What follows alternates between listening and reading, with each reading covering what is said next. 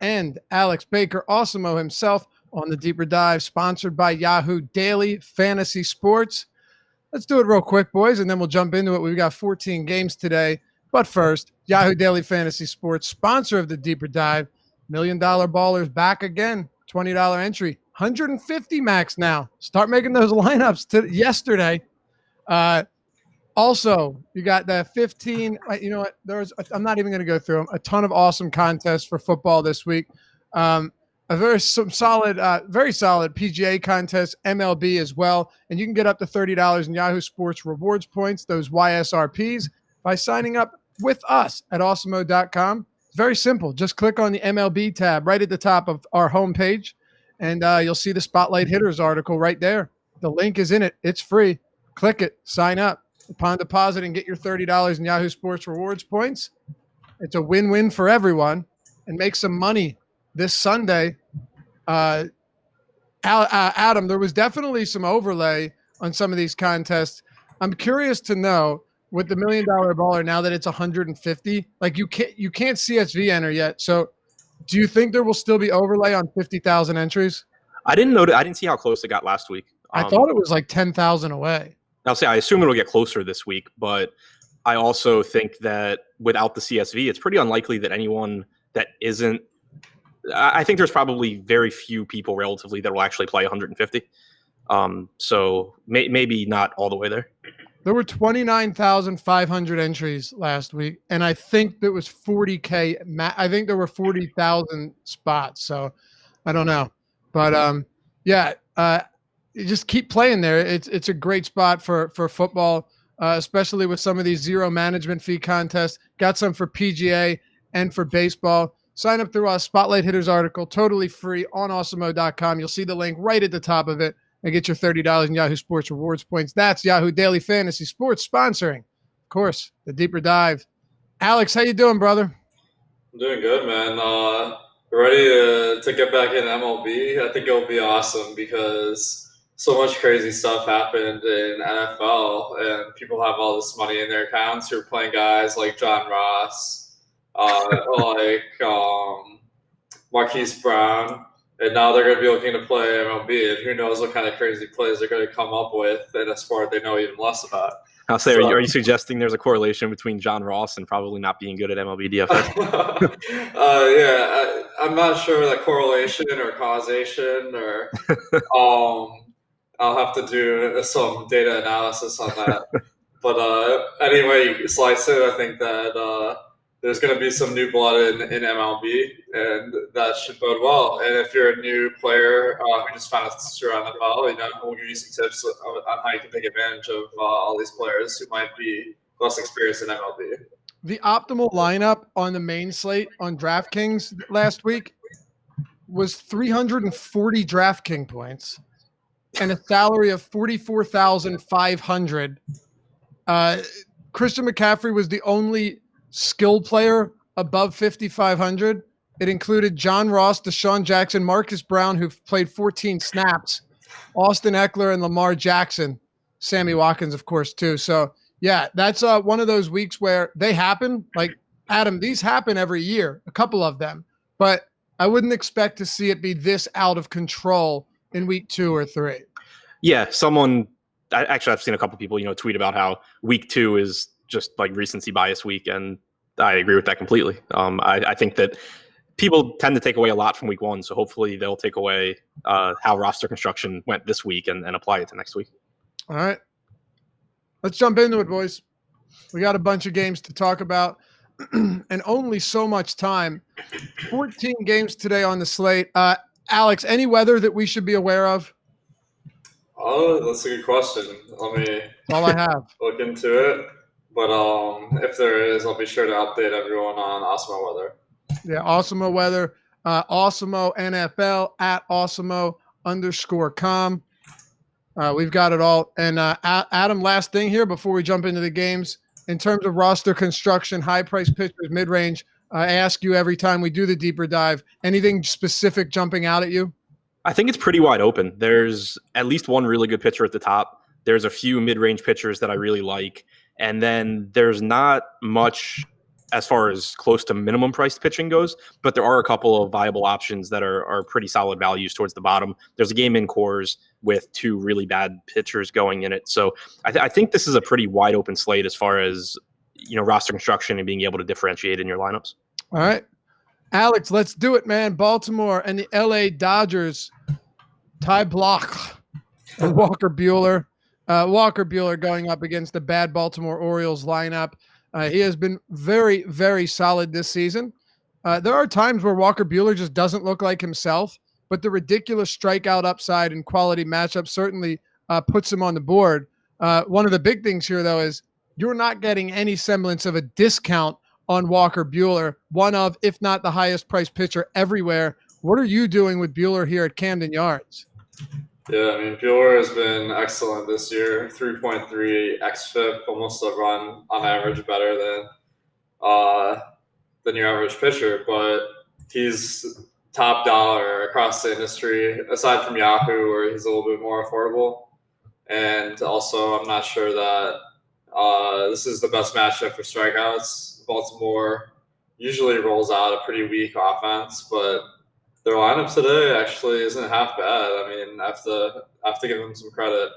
They don't strike out a ton. They got some power bats at the top of the lineup. So the conditions versus Baltimore normally would be pretty optimal, but it's not the best spot today.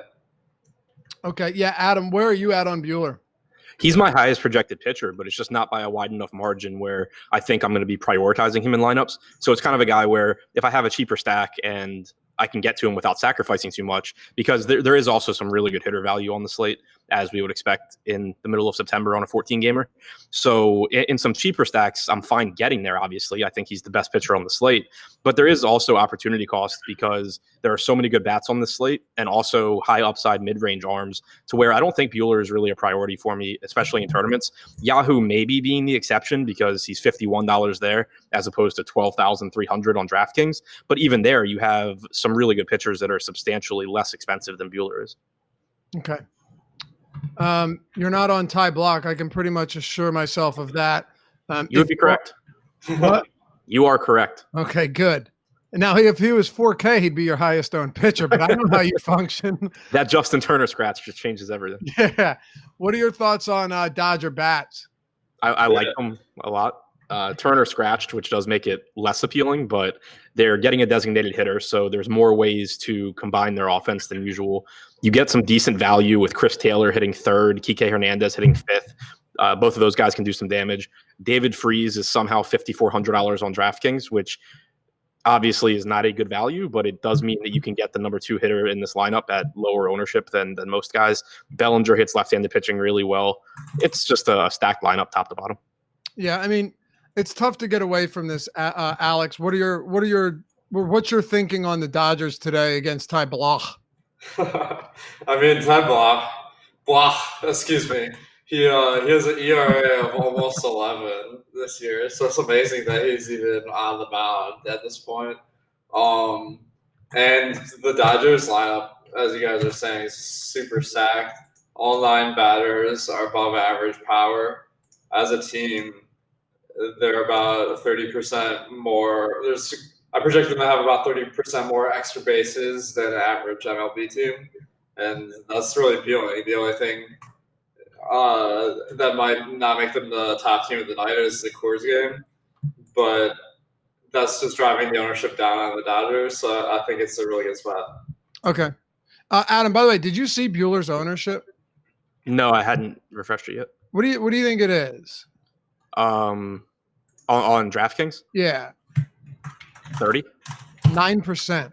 All right. I mean, in that case, he becomes kind of interesting. So that's why I just wanted to make sure we hit on that because he's behind Ivan Nova, Quintana, Alicia Hernandez, Junus, Wheeler, Anderson, Bauer. But I have to ask you, what does that do now that, assuming he comes in somewhere around, high single digits? It still doesn't make him a huge priority for me. And the reason is just the opportunity cost at the position. Right. Like if you go to Buehler first, you need him to have that 35+ point game, which is, always the issue you run into with expensive pitchers. But you also need all of Trevor Bauer and Zach Wheeler and Max Fried and Hernandez and Anderson and whoever else out of the 28 pitchers on this slate to not have a big game, or you're at a disadvantage because there are so many expensive bats to get to with the gaming cores and with the Dodgers, among other spots. The Red Sox are in I think, a pretty good spot too. So I just think there's still a ton of opportunity cost here in addition to the fact that he's just expensive. Okay. Yeah. Does that change anything for you, Alex, or no? I don't see myself ending up on Buehler a ton. There are some really good offenses today that it makes sense to pay up for, so I don't. Okay. Given that I don't project him to be a great value, I don't have much interest. All right. Well, let's talk about Philly and Atlanta. Adam, Max Fried, your boy, and Jason Vargas. I mean, Vargas has clearly come back down to earth, but he still hasn't been that gas can that we kind of anticipated him being. But going up against an Atlanta team that absolutely decimates left-handed pitching, this game coming also at Citizens Bank Park. We'll talk about. Well, you know what? I'll throw the bats question to Alex, but first to you, Adam. What are you doing with Max Fried? I think Max Fried's a good play. He's projected lower on some other sites that I've looked at, so I think that keeps his ownership down, and that's reflected in our ownership projections as well.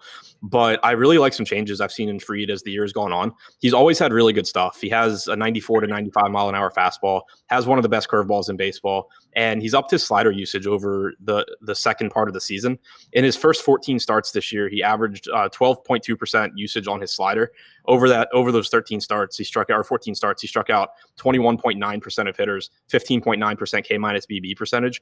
Over his last 13 starts, he has a 29.1% strikeout percentage and a 22.2% K minus BB percentage. He's thrown the slider about 19% of the time over that stretch. So I think that we're seeing him throw more breaking balls, which is generally a trend that leads to more strikeouts, and that's being reflected in the numbers. So I don't think it's a great strikeout matchup against the Phillies. That's the one thing that concerns me. Segura, Realmuto, Hoskins, Dickerson, Hernandez, all low K guys. But I just think that he's priced a little bit cheaper than his talent level when you factor in that the strikeout numbers have ticked up and that he's been the best starting pitcher in baseball at limiting barrels this year. Okay. Is he still number one? Yeah, 3.5%. Incredible. Alex, you can give your take on Max Fried, but I'd love to know what you're doing with the Atlanta bats too.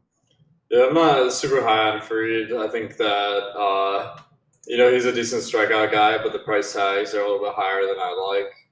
Matchup isn't ideal, and that's why the Phillies are projected for 4.8 runs tonight. You don't usually want to pay like $9K for that kind of situation, in my opinion.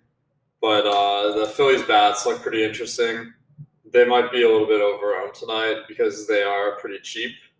Acuna especially, a great fantasy player, but he's someone that is pretty easy to get to today because it's such a good spot. Having the platoon advantage against the pitcher who's not that good. And on FanDuel, Johan Camargo is super underpriced, as well as Yahoo, 2,100 batting fifth. He's not an excellent fantasy player, but that lineup spot is too good. Okay.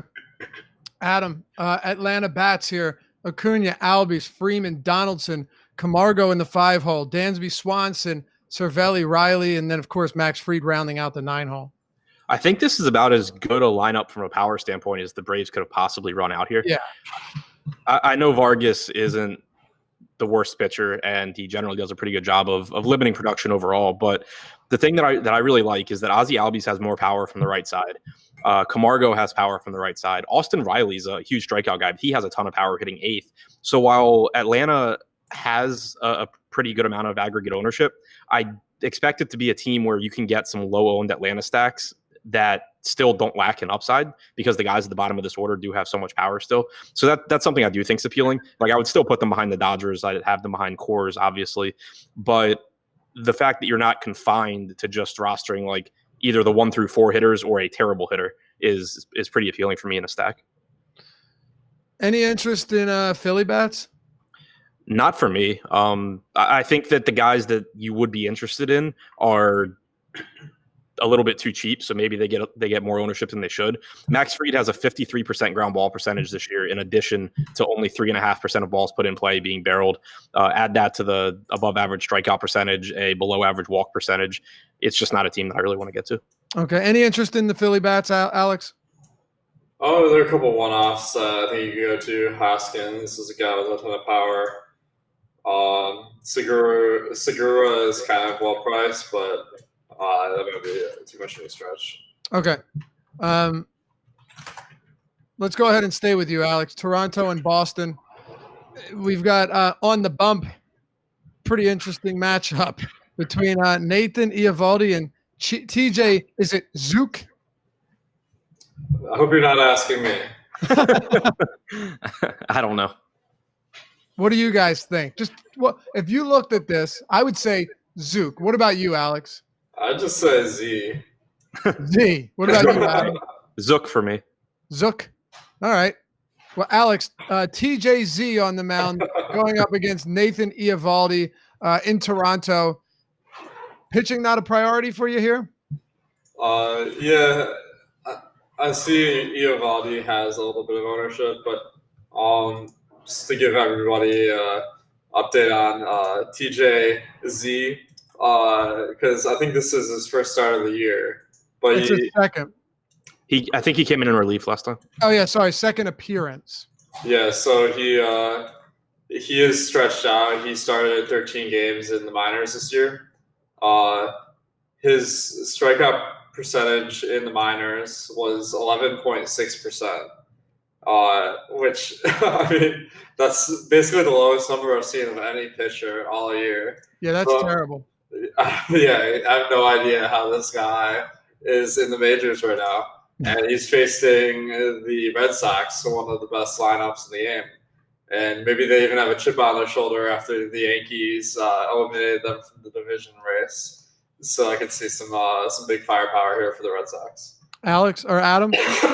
Yeah, I mean, extreme ground ball pitcher for Zook. But the strikeouts in here, there. it's actually pronounced Zoik.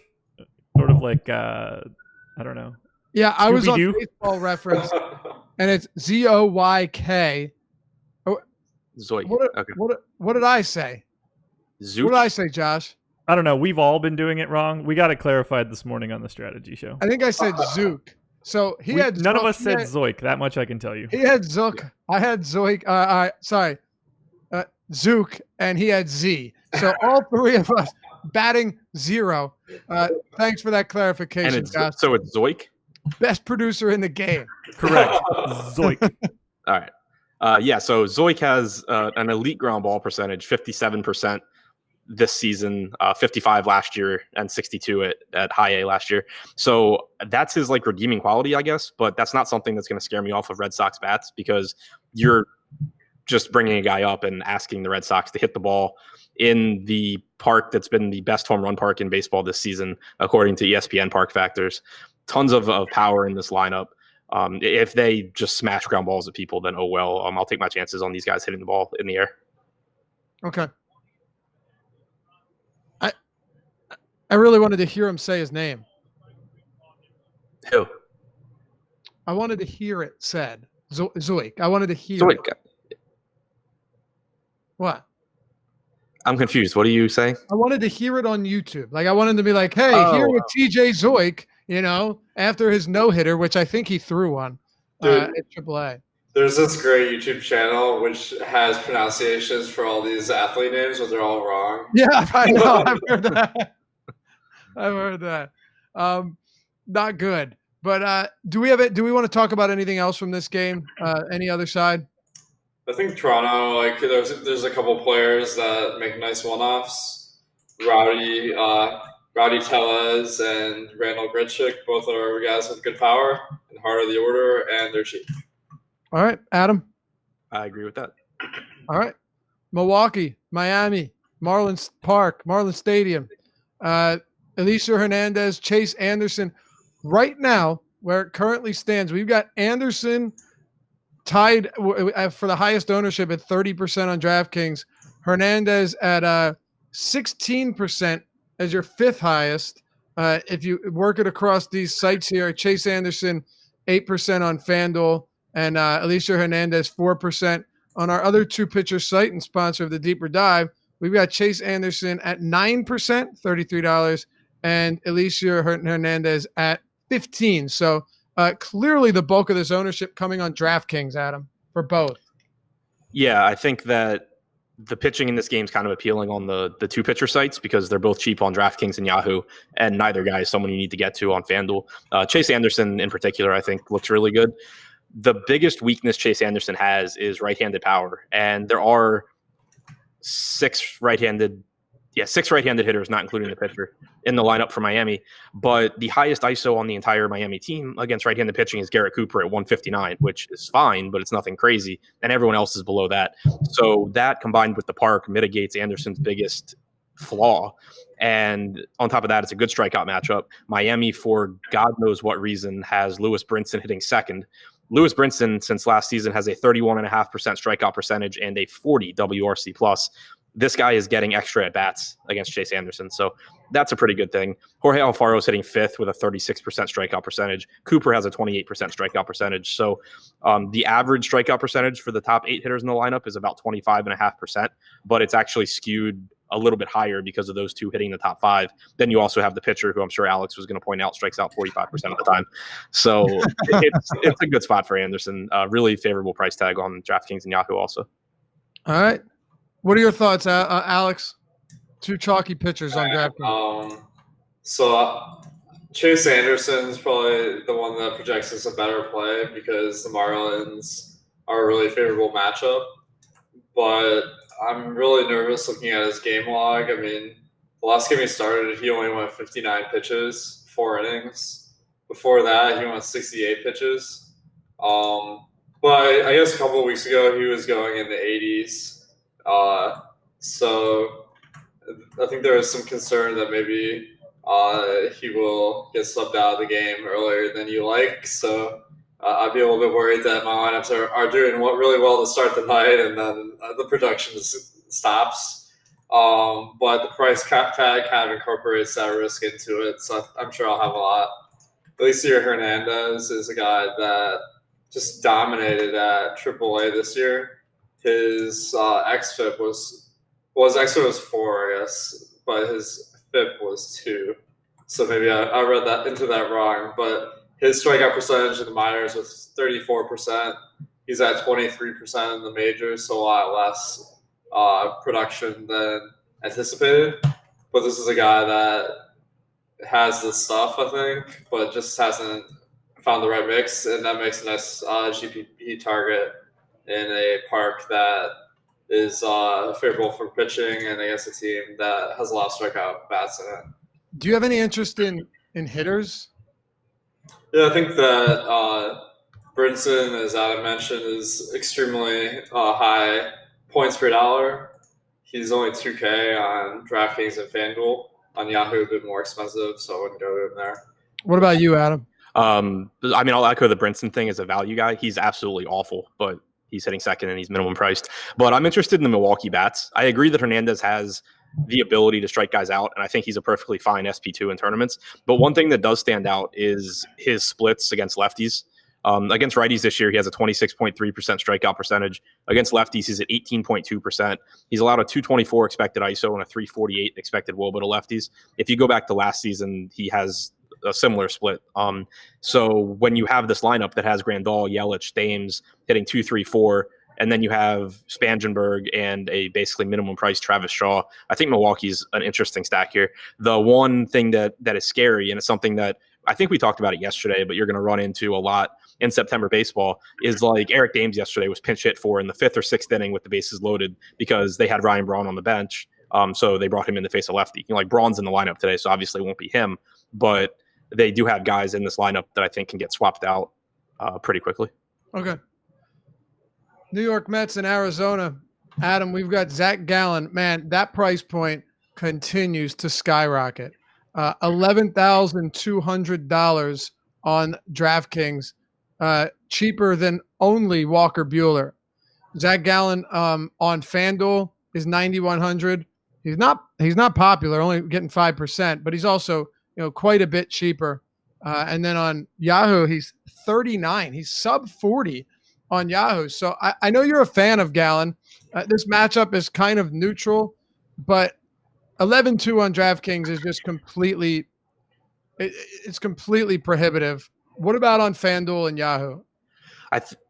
I think even on those sites, it's kind of difficult because while Gallen is he's fine. Like he's a $9,100 pitcher. I agree. He's 39 on Yahoo. I think that's fine, but he's more expensive on those sites than Zach Wheeler is. He's similarly priced to like Trevor Bauer, or more expensive than Trevor Bauer even on FanDuel. So I still think that relative to the rest of the slate, he's not going to project as like the top pitcher or the top point per dollar guy in his price range. And I don't love the matchup against the Mets because they are a pretty decent offense. So it would still purely be just sprinkling him in as a tournament pivot on those sites. On DraftKings, I just can't get there at 11-2. Yeah, I hear you on that. I don't disagree at all. Alex, Zach Wheeler, one of the few pitchers who's been consistent from an innings pitch standpoint this year, but recently we haven't really seen that as much. This is a pitcher who very frequently was going, at least 6-7 innings into almost every start. Now you've got him over his last 9, 5 1/3, 7-8. That was solid. One against Miami and one against the White Sox, then 5-5, 6-6, 5. Kind of interesting. His pitch count seems to be a bit lower in these spots. I don't know. What do you make of Wheeler here? He's in the 5 figures on DraftKings. Yeah, it's kind of surprising, like this price tag, because he hasn't gotten more than 14 fantasy points in his last 5 starts. I mean, that doesn't really matter to me, but definitely not someone hand building a lineup is going to click because of that reason. So I think he's pretty interesting on FanDuel and Yahoo, where he's a lot cheaper than DraftKings. I mean, just kind of an average pitcher this year in every respect. But the Diamondbacks only have a 4.2 team total, which is relatively low. They're not like excellent for strikeouts, but that run prevention gives them enough of a shot to be a good pitcher at that $8,336 price tag on FanDuel and Yahoo. Okay. Adam, I didn't ask you about Wheeler. Any follow-up thoughts? I think he's a pretty good play on FanDuel and Yahoo because he's so cheap. It's not a great strikeout matchup against the Diamondbacks. He does get a little bit of a boost because Alex Avila's in the lineup, and that's a high strikeout guy. So you have Avila and you have Christian Walker that strike out, but still not a great strikeout spot. A pitcher that only has a 22.9% strikeout percentage this season. The one positive thing, as you said, is that he does generally give you 100 to 110 pitches. But even on DraftKings, he's projected for 19% ownership. He's projected to be the 3rd highest owned pitcher. And I just really don't see that because I think that you can get the same upside from cheaper guys like Bauer and Mitch Keller and Fried. These are all pitchers with much higher strikeout percentages than Wheeler, and they're less expensive. So I don't think I'll be getting to a lot of him in tournaments, at least on DraftKings. Do you have interest in bats? Not really. Like I have respect for both pitchers. I don't think Arizona has a very good offense overall. Okay. Alex, hitters? I mean, 2 pretty solid pitchers. I'm just surprised by this Wheeler ownership, man. People must be thinking he's Syndergaard or DeGrom or something, man. Because let's not throw Syndergaard into that mix. Fair. I know you guys are friends now, but I'm kind of intrigued in the Diamondbacks because they're sub 1% on stack. But it's a 14-game slate, so I probably won't try to get too cute. I might have like a lineup with them in it. Okay. You guys want to move on to the next game then? Yep. All right. Jose Berrios, Anibal, the Animal, Sanchez, Alex Berrios against Washington. I say this all the time. He's a really good pitcher. He's just really not a good fantasy pitcher. And the guy's floor is ridiculously low compared to the upside you usually see from him. I mean, what are you really willing to pay for a guy like Sanchez? I guess you can answer that question now.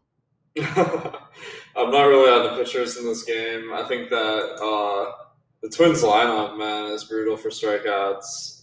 Only 2 guys are even close to average, and everyone else is far less. The Nationals lineup is not quite as difficult, but still really bad for strikeouts. I have them projected for about 25% less strikeouts than average. and these guys aren't all that good to begin with, so I'm just completely off of them. Okay. Makes sense to me. Adam, what about you? You've got Berrios and Anibal Sanchez. Sanchez, of course, in a very difficult matchup against the Twins. Yeah, I'm not on the pitchers here either. Neither one's a high strikeout guy. I think they both have really tough matchups. Minnesota, we know, has as much power as any team in baseball. They're really tough to strike out. They have Astudillo in the lineup, so that's a guy that just isn't going to strike out. And you have Arias in the lineup, so that's two sub 10% strikeout guys, or right around 10% or lower strikeout guys. So not interested there. And then Berrios, not a great strikeout guy either. And Washington is like really quietly a really dangerous offense that also doesn't strike out a lot. Below average strikeout percentages for all of Turner, Eaton, Rendon, Soto, Kendrick. Cabrera's not really that high. You can get some strikeouts out of Zimmerman, Gomes, and Robles at the bottom, but that's about it. So it's really just the bats in this game for me. Okay. Who are the bats? So, Minnesota, you don't have Kepler in the lineup, which is unfortunate, but you do have Polanco, Cruz, Rosario, Garver. All those guys give you power. Sanchez has done a really good job of limiting power this year, but he doesn't strike guys out. And whenever you get someone like that against a team with as much power as Minnesota, I give an edge to the bats. But on the other side, Washington, I don't think they're a really high probability stack, but right now we have their top stack percentage on DraftKings at almost 3 times their aggregate ownership.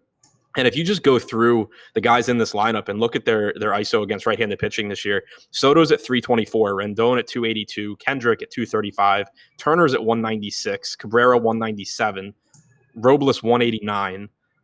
There's a lot of power in this lineup. Berrios has given up 1.24 home runs per 9 this year. I think that you're just going to get no ownership here, so it's not a team that you would necessarily have to have tons of to be overweight, but they give you, I think they give you tournament winning upside with how much power they have. Yeah, talk to me about both sides of this offense, Alex. You've got Minnesota, of course, in a relatively favorable spot, although Anibal Sanchez has been respectable. And then Washington, as Adam just mentioned, there is some interest there with him against a good pitcher. But you heard the points the man made. How do you respond? I think Minnesota is a nice stack. Let's go ahead and overlook tonight.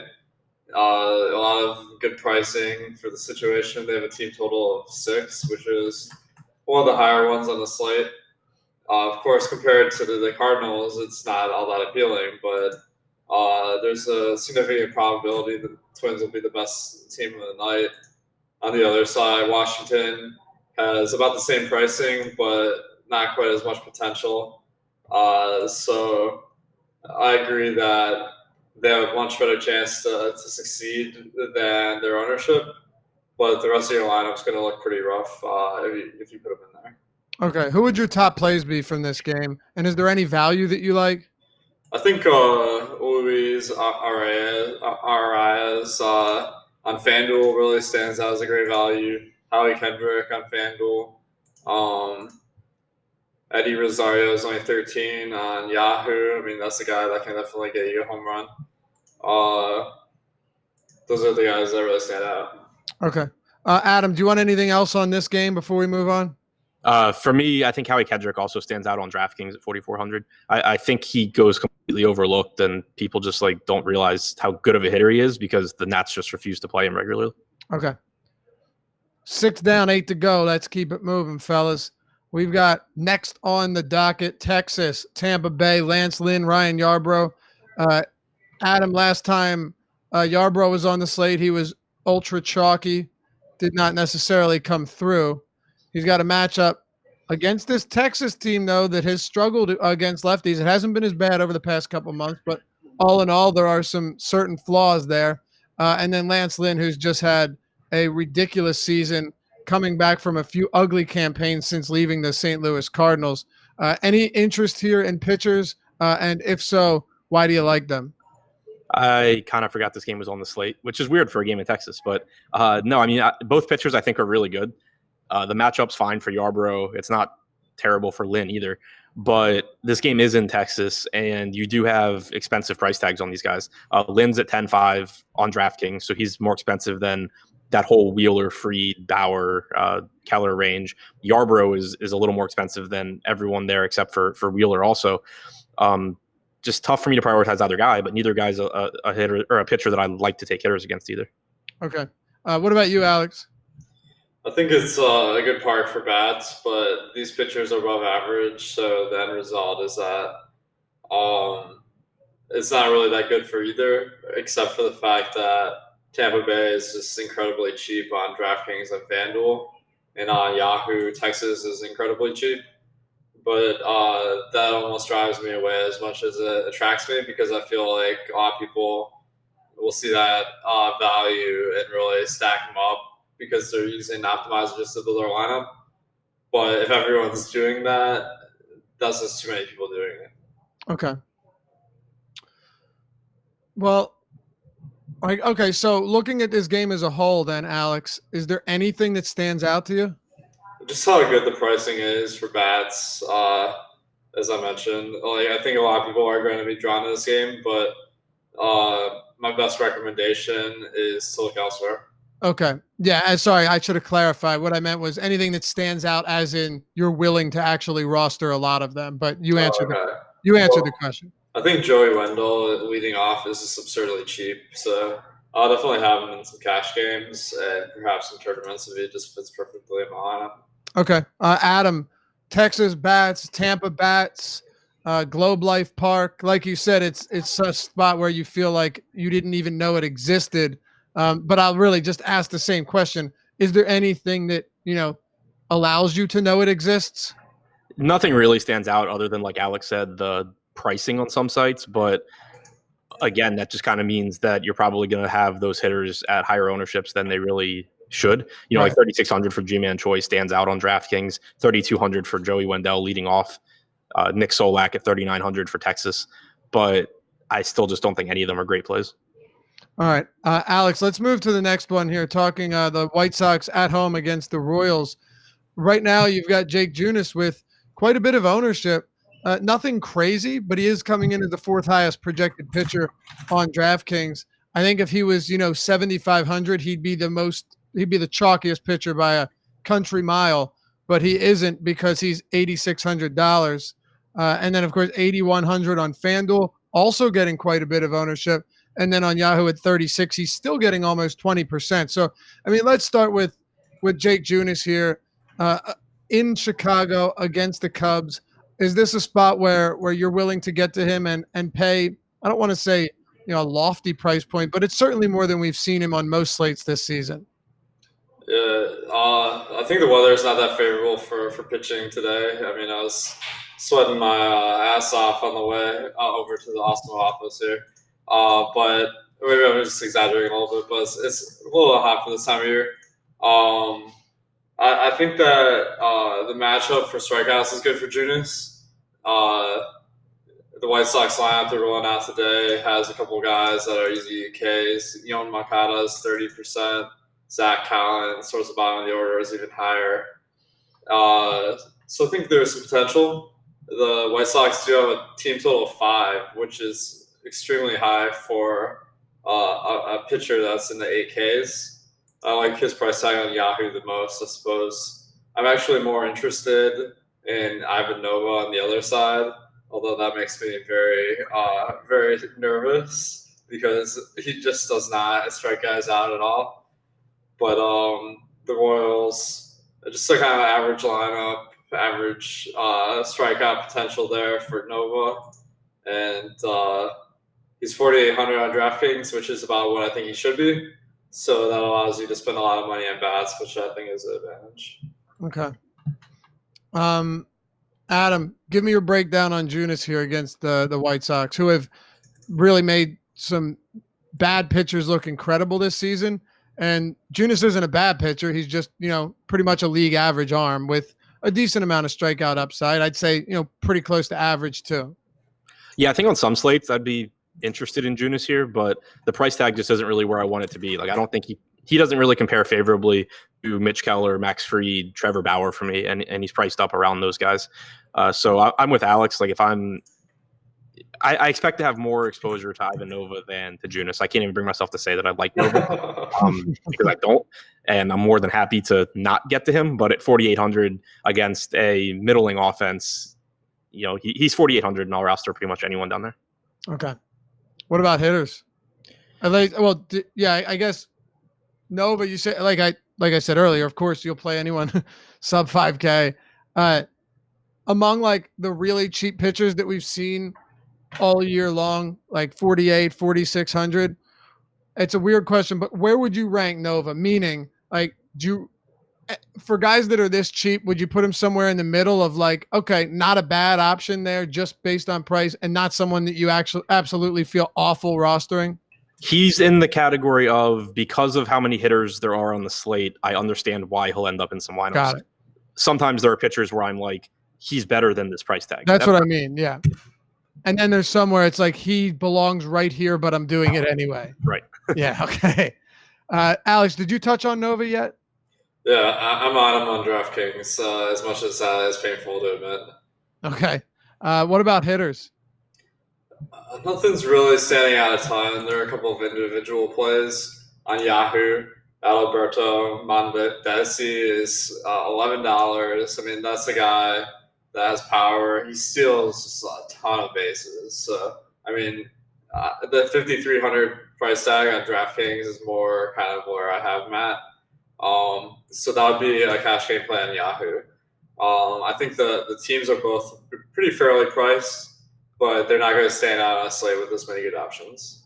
Yeah, Adam, we so often see the Royals as a very chalky stack because their prices are low, but on DraftKings today, that isn't the case.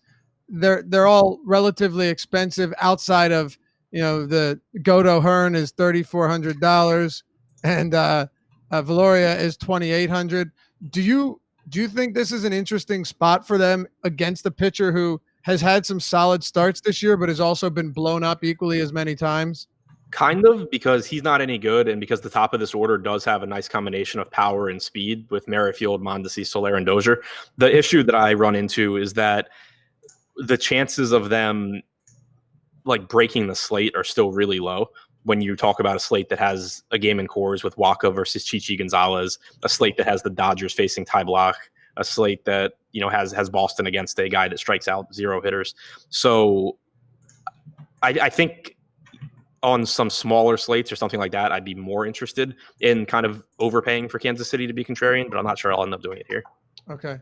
Alex, what are your thoughts on bats here against Nova or Junus? I think the one site I'm seeing opportunity is the White Sox on DraftKings. I think on any slate, maybe like you're getting some leverage versus the field if Junus is going to be popular. But on DraftKings, it looks like the whole lineup is just going to be really low owned, and maybe people are underestimating the weather here, which is going to be in the 80s, and that'll make White Sox Stadium into a pretty good batter's park. Okay. Houston and Oakland. Adam, we've got Tanner Roark, Wade Miley. Roark's struggles have predominantly come against left-handed hitters this year who have really given him fits from start to finish. Righties, on the other hand, have not produced nearly as well, and it shows in his numbers. It shows based on the matchups he's faced as well. But I mean, you look at lefties this year, he's brought that ISO down a little bit now, below 200. It's still an X-ISO of 194 on an X-WOBA of 363.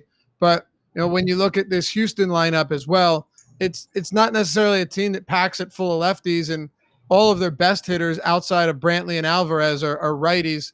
They're just so potent and powerful with so much talent from top to bottom that, I mean, you always have to talk about this offense, even if Roark's been pretty decent against righties. Yeah, I mean, they're never a stack that you really want to overlook in tournaments. Right. But on this particular slate, I still think it's kind of tough to get there because Roark has been really good against right-handed hitters in particular. There's just so many other spots to go to as well. I do think that Michael Brantley stands out. He's 4,100 on DraftKings. Alvarez is only 5,100. So you do have, a couple of good left-handed bats there. But overall, Houston's not really jumping off the page for me tonight. Anyone jumping off the page for you here? Alex, you can talk, of course, pitching first if you wanted to get into Miley. But, man, Oakland has ravaged southpaws this year, and Houston's just a really good offense. Yeah, I agree with your intuition here. Like, they're not going to stand out as far as medium projection because Roark is a decent pitcher, but I think that their potential far exceeds the amount of attention they're getting on the slate. I mean, they have a team total of close to 6, so gives them a good chance of being the top scoring team of the night. And if they are, you're going to need them regardless of what price tag they're at. So I could see myself having some small lineups here as a contrarian play. One guy that is standing out is Abraham Toro.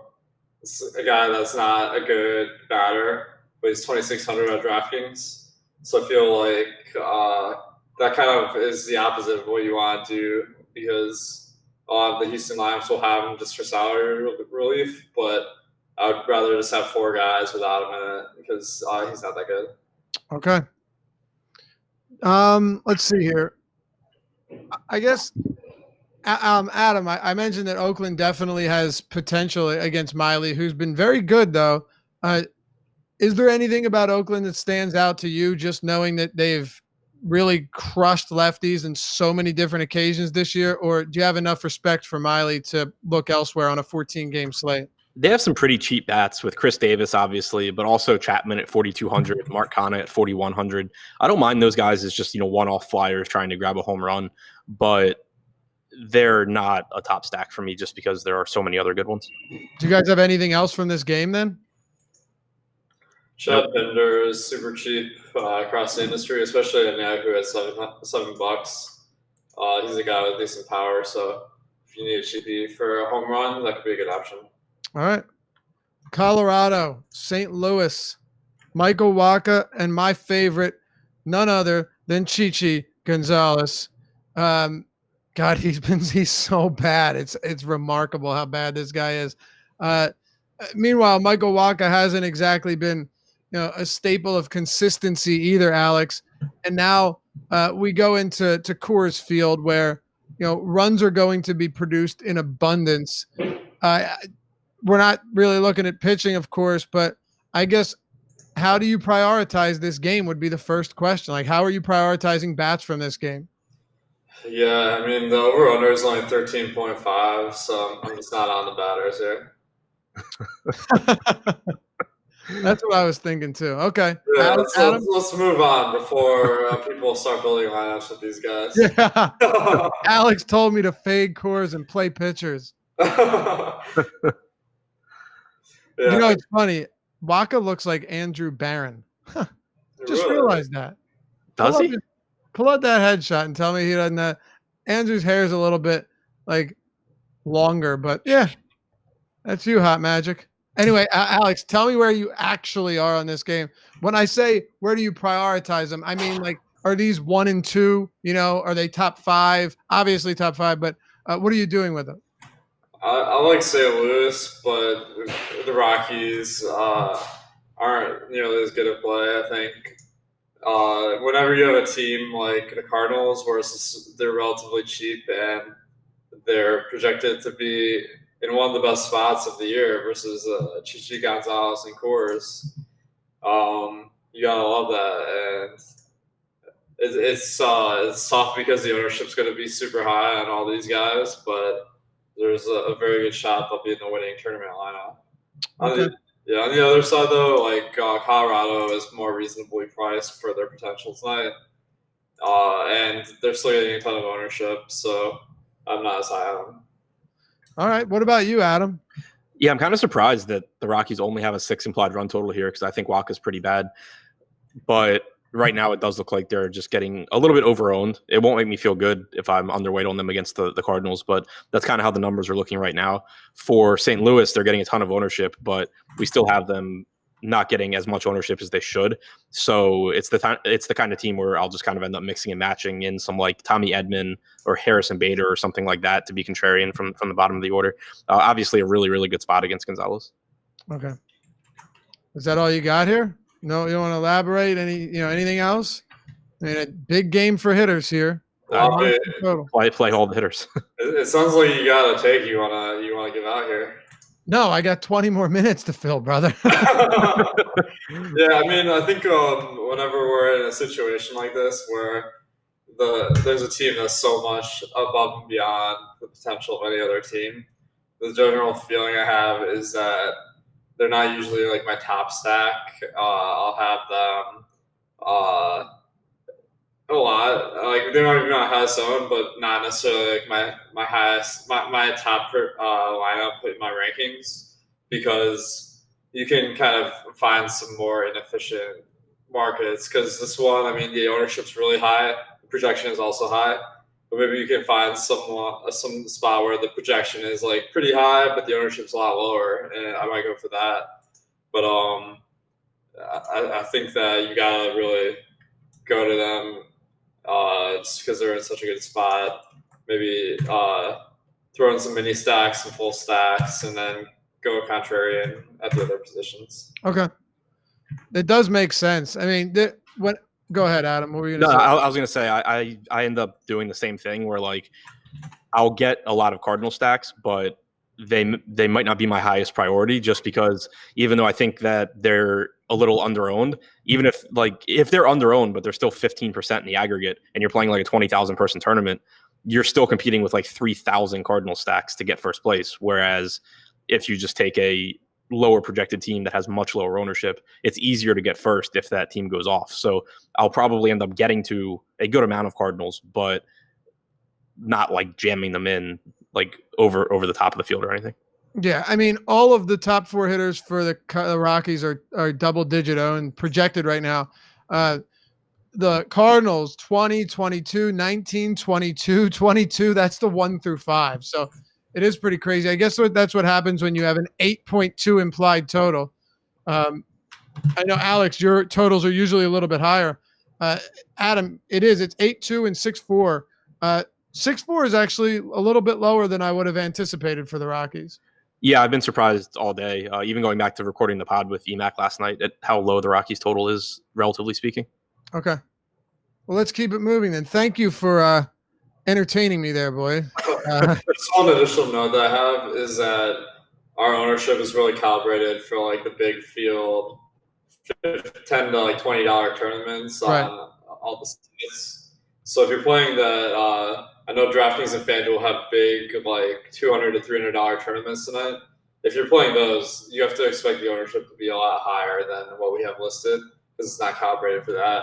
So the higher stakes you go, the more incentive there will be to go off this game.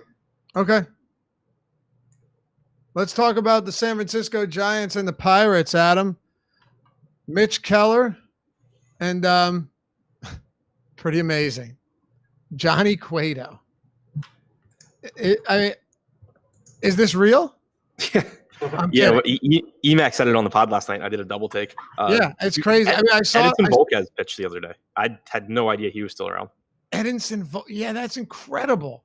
I saw it this morning when I was scrolling through just the MLB app, looking at matchups. Amazing that Johnny Cueto is back. Hey, look, for a while, this guy was really one of the best righties in the league. Very deceptive, which is why when healthy, he doesn't need a ton of velocity to actually be decent.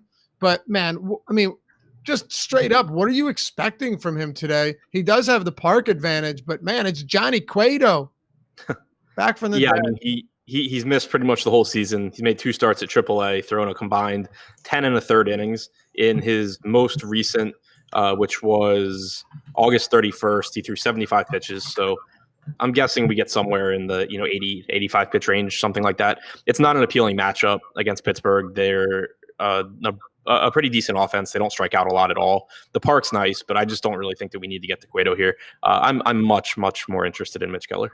Okay. Well, tell me why then. Don't leave me hanging. Yeah, I mean, I just think he's got really good stuff. I mean, he sits around 95 miles an hour on his fastball, has a really good curveball, 28.2% strikeout percentage at AAA this year, 27.9 so far with the Pirates. He is tied with Lance Lynn for the second highest K-BB percentage on the slate in his starts with the Pirates, 3.96 Sierra so far in the majors. Pitching in a great pitcher's park where it's also 61 degrees. The Giants do have some more strikeouts in their lineup now than they have for a lot of the season as they've called guys up. Keller didn't go deep in his last start, but that's because he was hit by a comebacker and taken out of the game. It had nothing to do with anything else. So I think that maybe a little more expensive than he should be, but I just think you get monster upside from him and you don't really have to overpay for it. FanDuel, he's 6,100, so he really, really stands out there. Okay. Yeah, Alex, what are your thoughts there? You heard what Alex said. Much higher on Mitch Keller today. Obviously, Johnny Cueto, not exactly a premier option, but more so your thoughts on Mitch Keller here. I think it's a great park for pitching, obviously. I mean, San Francisco is supposed to be in the 60s tonight. Cueto is never been a great strikeout pitcher, and Pittsburgh's a tough matchup, so I'm not on him. But,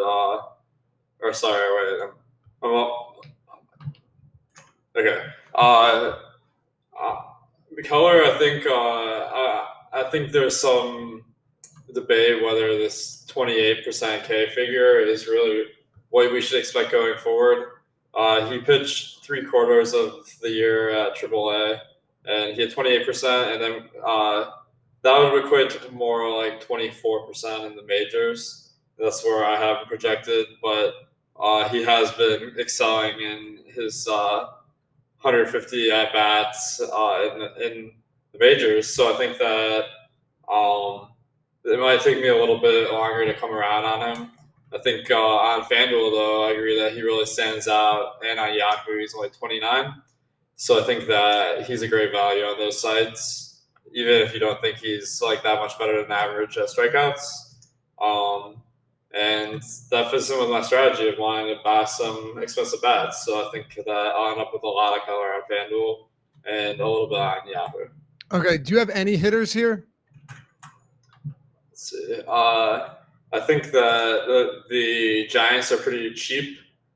On FanDuel, they look like they could be kind of a low-owned sleeper that I might want to get. But they actually have been upgrading their lineup as the year's gone on. One guy I'm bullish on is Jalen Davis. Just a ton of power this year at AAA. He's only 2,200 on FanDuel. He's also 2K on Draftkings, so that's a great one-off. And I think the Giants have been kind of improving their lineup, so I don't mind stacking them when usually they're not a team. I particularly like. Adam, I know it's a park that we generally stay away from. I don't know what we're going to get from Cueto. I have some respect for Keller. You're going to have quite a bit, so you're not on the Giants. At least I wouldn't assume you are. Is there anything here from a hitting perspective? Not really. It's not a park that I want to go to. I mean, if you get like $4,300 Josh Bell on DraftKings is underpriced for how good he is at hitting. So that kind of stands out. Jalen Davis, like Alex said, $2,000 on DraftKings. A lot of his power probably was derived from hitting in the PCL with juiced baseballs, but 2K is 2K, and he at least has some ability to hit home runs. So I think those two stand out. Brandon Belt also 3,600 is fine, but nothing that's a priority. All right. Yeah, so really just Mitch Keller in this whole game, right? That's where I'm at. Okay. Angels, Cleveland. Let me stay with you, Adam. Zach Plesac, Jose Suarez. I mean, another spot where neither pitcher really stands out, and even if they did, their matchup sucks. Yeah, it does. No Mike Trout for the Angels, but I don't think that's enough to save Zach Plesac or make me want to roster him here. I would just rather roster any of that trio for a little bit more of Keller and Fried and Bauer, who we haven't gotten to yet. And then on the other side, Jose Suarez, he's a decent prospect, but hasn't really put it together in the major leagues yet. Has a really tough matchup against Cleveland. Much more interested in going to guys like Puig or Reyes or Luplo at very reasonable price tags with a lot of power than getting to Suarez. Okay. Are you on the same page, Alex? Yeah, I think Suarez, just because of the price tag, is somewhat appealing on DraftKings, where it's 5,400. Not a lot of talented pitchers in that price range. But I don't even like him as much as Ivan Nova. So, I mean, like, it would really just be because I want to spend all of my money in bats. So I might get Nova, Suarez, in a couple lineups. Okay. Well, no Plesac, no Suarez. Alex, does this seem like a game where you can heavily target bats? I mean, right now the Angels, from a stack perspective, really aren't getting any ownership at all. Meanwhile, Cleveland is getting 4%. So nothing crazy here on either side, even though we don't like pitchers. I think it's an interesting game to stack. I'll probably have a ton on the night slate. I think that there's some really good values. Like Puig, for some reason, just has been super cheap ever since he's been on the Indians. I think that he makes a nice play. Oscar Mercado on Yahoo is only $10. He's batting second, so I really like that. Otani on FanDuel is only $2,900. That's a really great price tag. So I think you can make a nice roster with some guys from this game, but it's not a priority on the slate because LA's weather today is going to be about average, low 70s. So not great conditions for hitting. Okay. Adam, I'm assuming you don't have anything much significant to add on to what he said, just based on it's seeming like this is a pretty straightforward game. Am I wrong? Nope, I agree. Look at that. San Diego and Chicago Cubs, Jose Quintana, and here's a fun one, Ronald Bolaños going for the San Diego Padres. I mentioned earlier, Alex, that Jose Quintana was actually getting some ownership, more than Walker Buehler. Nothing crazy, but coming in with, double-digit projected ownership. So we got to at least talk about him here. And really, both of these teams too, the Cubs and the Padres, not getting any real considerable or noteworthy ownership. What are you doing here? It's a good pitcher's park in San Diego, but I'm still not really landing on these pitchers. Quintana, his strikeouts haven't been there this year. He's only at 21%. So that kind of negates the fact that the Padres lineup could be a little bit better than average. He's just super expensive, more of a night slate play. Bolaños is he also is pretty expensive for who he is. This is a guy that below average in strikeouts, a recent call-up. He's going up against the Cubs, who are usually a better than average lineup. So I don't really see much reason to land on him. Okay. Do you have any reason to land on him, Adam? No, neither guy. I mean, tough matchup for Bolaños, obviously. Quintana, 21.2% strikeout percentage this season, more expensive than all of Bauer and Fried and Keller, who have much better strikeout numbers. So I would rather just stick to those guys. What about bats? Not a lot. Machado's still really cheap. Renfroe, if he's in the lineup, I don't know what he did to piss off Andy Green, but he doesn't play anymore. But those two guys would stand out as pretty good value options. And then from the other side, Schwarber, Rizzo, Castellanos are all fine. But I think in the context of the slate, it's going to be tough for me to get to a lot of bats here. All right. Do you want to talk about hitters, Alex? Yeah, I mean, I got to mention Nico Hoerner. If he is in the lineup today, he made his debut yesterday. He had a great game. I think he had around 20 points. So he's only 2,100 on Draftkings, 2K on FanDuel. As far as I can tell, he's not in the player pool on Yahoo, but he is just an exceptional value. I have him right there with Jalen Davis as being kind of two of the best, really cheap plays of the night, and that will help you really stack your roster. But I also think the Cubs stack is somewhat appealing too. All right.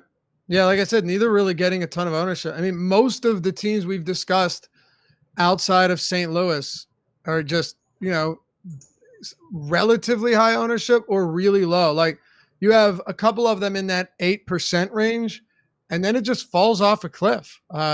Only 5 or I think 6 above 6% today. So it does kind of make for an interesting type of slate. Alex, we're not at the last game, but I'll just ask you now before I forget. What are your thoughts on, you said you could see yourself getting away from like the chalkier teams, St. Louis. Is there any team that really stands out to you as they should be higher owned? I like them a lot. And this could be one spot that I can get away from, the chalkiest stack in St. Louis. I think it's a little bit site specific. The Dodgers on DraftKings and Yahoo, they have the second highest total on the slate at 6.9. They're on the road, which I like for the chances of being the best performer for the extra inning. On FanDuel, they are quite chalky because there are some guys that are super cheap. but that also makes your projection look pretty good with them. But on Draftkings and Yahoo, like on a normal night, these guys would be really high owned, but because of the Cardinals, they're not getting the attention they deserve. So I think they're a great play today. Okay. Adam, throw it over to you here. Yeah, I echo that too. The Dodgers are the ones that really stand out to me on DraftKings. Okay. Well, Seattle and Cincinnati is our last game here. Trevor Bauer, and then Justice Sheffield. Adam, what are you doing with Bauer at 9,100 on DraftKings at T-Mobile Park, a very friendly pitcher park? I mean, he has either been really good or god awful since coming to the Cincinnati Reds. Which Bauer do you think we get today, and is it worth rolling the dice at that price? Yeah, I mean, I think that was the case even before he came to the Reds. It's kind of just how the year has gone. Yeah. But I think pretty much any negative thing that you can point to about Bauer is stripped out when you keep in mind that he's 9,100 on DraftKings, 8,700 on FanDuel, and $39 on Yahoo. All the negatives are factored into that price, and the strikeout upside and just overall ability when he's on, I don't think is. You also have only 4 lefties in the lineup for Seattle, which, it's still a balanced lineup, but they've been running lefties out more than that recently.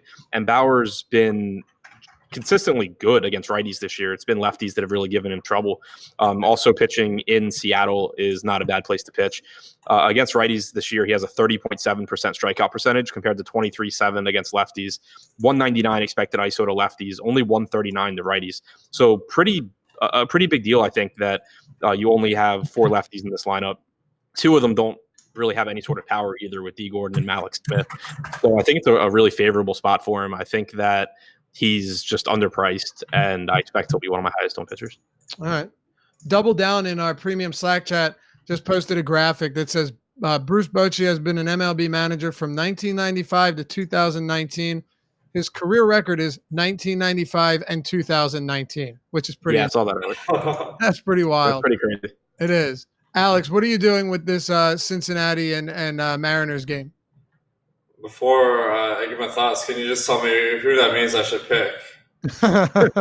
Yeah, I can't help you, friend. Dang. All right, well, I think Bauer, man, if he was a good play before this Mariners lineup was announced, and now he's a great one. His projection rose a decent amount when they released their lineup for me. The reason why is they have Tom Murphy at catcher. He's a super high strikeout guy, but then they also have this new call-up, Kyle Lewis. He's at above 30%, 29% in Double-A, so that there's some really good potential for Ks in this lineup compared to your normal Mariners lineup. And I think that they're already a pretty weak team, and adding in another Buehler, Bad, and Lewis, that just makes me want Bauer even more. All right. Yeah, I'm with you. I see they're just too high of a ceiling here to not have some interest at that price point. And of course, the field's going to be there as well. He's 30% on DraftKings, FanDuel 19%, and then on Yahoo behind Zach Wheeler, because Wheeler's 36, but 37% on Yahoo. By the way, awesemo.com/join is where you can go to get 50% off your first month of Awesemo Plus subscription. All you got to do is use the sign-up code Deeper Dive, all one word, get 50% off your first month.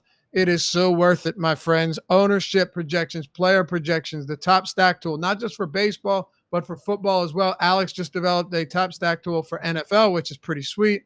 The lineup builder, we've got the Fantasy Cruncher add-on that's available, all of our premium content. You get all 50% off all that. Deeper Dive, one word, is the sign-up code.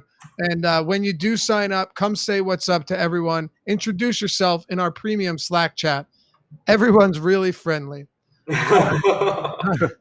Look, we try and moderate it, but some people are, some people get ahead of themselves. Any bats for either of you guys before we close it out? I see D. Gordon is leading off. I'm not sure he's as good after his PED suspensions, but he still steals some bags. He's dirt cheap. And the whole Reds lineup is extremely cheap on DraftKings. There's some really mispriced guys on Yahoo. So I think they're nice values, but also probably high owned as well. All right. Adam, close it out, baby. Yeah, the Reds Red's pricing stands out to me, especially on Suarez and Aquino. Aquino finally is back to where he should be in the mid 4Ks on DraftKings and not like he's Mike Trout. Suarez is, I think, a really good third base option as well. And I think his ownership probably stays in check because you do have Nolan Arenado in cores at third base. So that should keep a little bit of ownership at least off of Suarez. All right. Mikael Ross says, this Slack is a cult, Laffy. That's not true. I promise you'll enjoy it there. But I ought to do it for us. Top stacks, boys. What do you have for me, Adam? Dodgers, Cardinals, obviously. And then I'll throw the Nats in there. I hope I get to some of them. All right. Alex? The Cardinals, Dodgers. Not getting too fancy here, I guess. But let's see. Minnesota looks like they're a nice play. And let me give a FanDuel one because I don't like the Dodgers as much on there. I'll go with let's see. Houston is just the pay up to be contrarian option. All right. Love it. That'll do it for us. Hey, if you enjoy the show, we always appreciate hitting us with the thumbs up. It helps support us at awesemo.com. Support the site, support our channel on YouTube, and we greatly appreciate you for that. Subscribe, hit the notification bell as well, and don't go anywhere. Right here on this same page, we've got coming up next, live before lock. The fellas are going to take you up to that 7:05 p.m. lock time, and in the meantime, listen to some gnarly jams Josh Engelman has pulled up for everyone's enjoyment. Coming up next, it is live before lock with Josh Engelman and Chris Randone. We'll see you back here tomorrow on the Deeper Dive.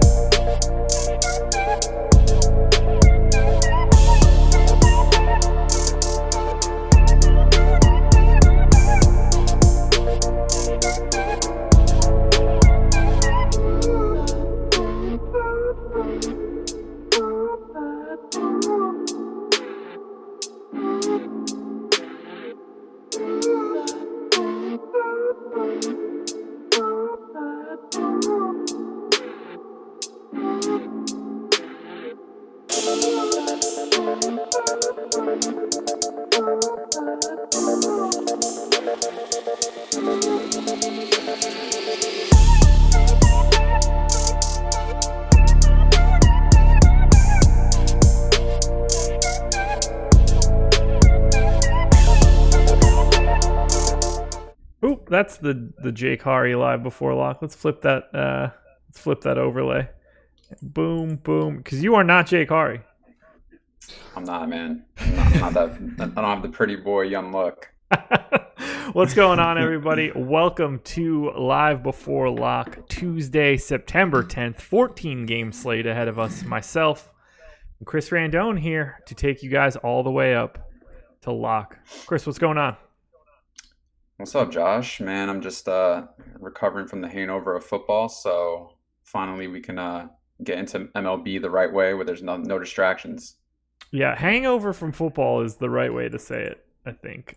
I took an assault on Sunday. Just not great across the board, so I'm ready to give it back again starting on Sunday. No showdown or anything for me. Man, no Hollywood Brown for you. No, no shares of Hollywood Brown. No shares of basically any of the guys that went crazy at wideout. Didn't have a lot of those characters. Yeah, I hear you on that. Yeah. Well, what are you going to do? Let's get the plugs out of the way first. Live Before Lock is our promo code. 50% off your first month of Awesemo Plus. If you're looking to sign up with us and check out everything we have to offer, all you have to do, use the promo code Live Before Lock, which is one big word. If you're looking to sign up for our NFL package, either NFL Annual or NFL Annual, including Fantasy Cruncher, today is the last day to use the promo code NFL Early Bird. Again, one big word there. If you wanted to get $50 off your full season package of NFL content at awesemo.com, use the promo code NFL Early Bird. Finally, we are brought to you on all Live Before Locks by Fantasydraft. Fantasydraft is a fantastic DFS provider that is offering rake-free daily fantasy. Being able to get out in front of rake is the best possible thing that you can do, and they are making it really, really easy. They're running the Hooters Million again this coming week. $25 entry fee, $1 million in prizes, $1 million getting paid right back out. That's what they're taking in. It all comes back out to the players. 100K to first. Nice flat payout structure at the top. It's a fantastic contest if you want to get into it. And the rest of their contests look great too. They're running an 80K guaranteed just at $4 an entry. A little bit more manageable for the general public. Another great contest. Another great payout structure. All you have to do is go to fantasydraft.com, use the promo code AWESEMO, and you can get a 7-day free trial for $1,000 in rake-free entries. We got a lot to talk about here. Pitching is weird. People are either aggressively on guys or not so much. We're going to start with the chalk. 2 guys north of 30% ownership in our earliest update of ownership. Let me go ahead and see if we have an update since I last dropped this in here before I start spouting off numbers that don't really exist. Okay, 32 minutes ago. Let's grab this now. Same 2 guys. Good to know. Trevor Bauer, Chase Anderson. 2 pitchers north of 30% ownership on DraftKings. Are you following the field or are you fading these guys? I mean, they are my 2 highest owned pitchers. Yeah. In this type of situation, based on Trevor Bauer's price point, it is way too low for the level of talent that he has. And then you combine that with the matchup that he has as well. I mean, this team is the second highest rated strikeout team in baseball against righties still, even in the last 2 months. Seattle is a team that I go with when they face a lefty because obviously one of the better hitting teams the last 2 months against lefties. But I mean, Trevor Bauer, regardless of recency bias, the level of talent, it just outweighs the projected ceiling and the matchup that he has. So it's hard to just not go with him or to fade him, I guess. Yeah, I think he's pretty clearly the best point per dollar option on the slate. The guy that I have, oh God, is it the most confidence? I'm not confident in him either, but his ceiling is unrivaled, particularly at 9,100. You're not confident with that lineup in Seattle? Have you seen it? I'm confident in the fact that I don't think Seattle is very good. I'm not confident in whatever Trevor Bauer has been trying to do over his last couple starts. However, that's not why I roster people. So Trevor Bauer will be my most exposed pitcher today, bar none. Yeah. I mean, I'm with you on that. I mean, honestly, the last 4 in that Seattle lineup doesn't scare me. No. Vogelback, I mean, yeah, he's got power, okay, but Tom Murphy is way better against lefties than he is righties. D. Gordon, there's not much power there as well. So, I mean, yeah, I'm with you on that. I'm over the field, actually. I actually like 30%, a little bit over 30% for the field, because then realistically, I feel like he should be 50% owned. I don't disagree. 9,100 for a pitcher of his ilk. Being able to pitch in Seattle, too, instead of having to be in Cincinnati, which is a massive upgrade for him. Incredibly helpful. I think it's really interesting that the Mariners, who are predominantly a lefty hitting team, they've been running out 6 lefties regularly, are only running out 4 today. Like, left-handed hitters have been Trevor Bauer's kryptonite, and they went the other direction. Really hard to not have interest in Trevor Bauer. I think he looks fantastic. Chase Anderson. This guy legit scares me. He really does. I don't know what to make of it. This matchup is too good, man. I mean, the Marlins, they got Lewis Brinson batting second in the lineup. Yeah. I mean, this guy has no power whatsoever. And I mean, this team strikes out a lot too. So we don't need much from Chase Anderson. That's the thing. And I think we could talk about this specifically from a DraftKings perspective, because FanDuel, I don't know if he's probably the most optimal play unless you're going heavy on cores. But let's talk about DraftKings for a second. Don't need him to do much, and he's got a lot of things that favor him in this matchup. And I think it's just okay if Miami goes off, they go off. But at the end of the day, ballpark favors him, the lineup favors him. One of the lowest ISOs in the league, one of the highest strikeout rates in the league. So we don't need him to do much, but we need him to just get there. And I think paying in that 6K price range is okay to get there. So Anderson's interesting because he's really, really, really bad against righties. Atrocious. Probably one of the worst regular starters in the league. And he's going to see 7 of them here. But the problem is most of them aren't good at baseball.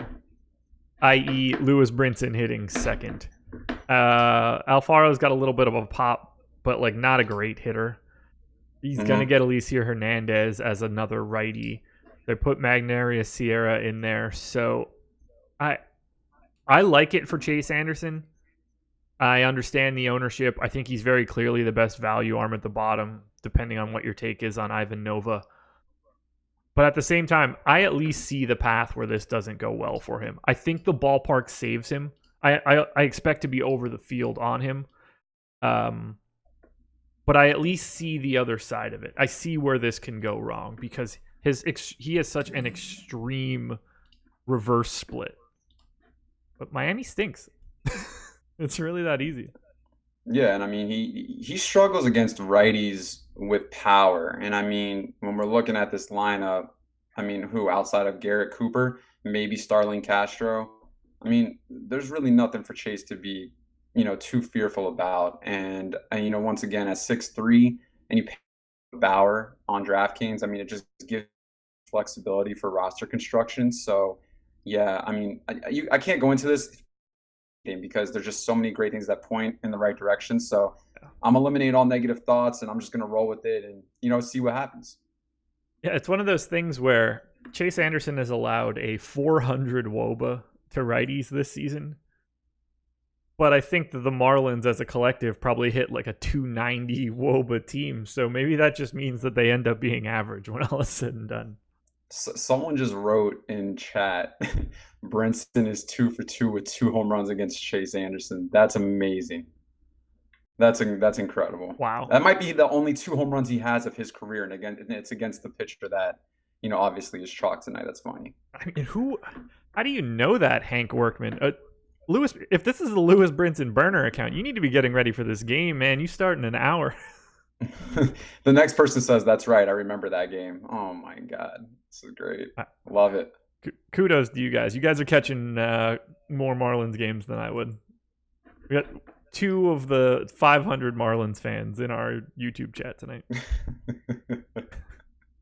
To pay 2 other options to pay down. One of which is in this exact same game. Alicia Hernandez.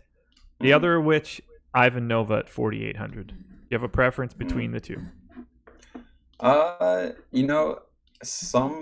have some Hernandez shares, and I think that's because with who I have in the other slot for SP1 on DraftKings, it came down to choosing between kind of him and Anderson or Bolanos, and I just felt that I didn't want to have too many shares of Anderson, so I pivoted and went to Hernandez in the same game. So yeah, I mean, there's some strikeouts there in that Milwaukee lineup.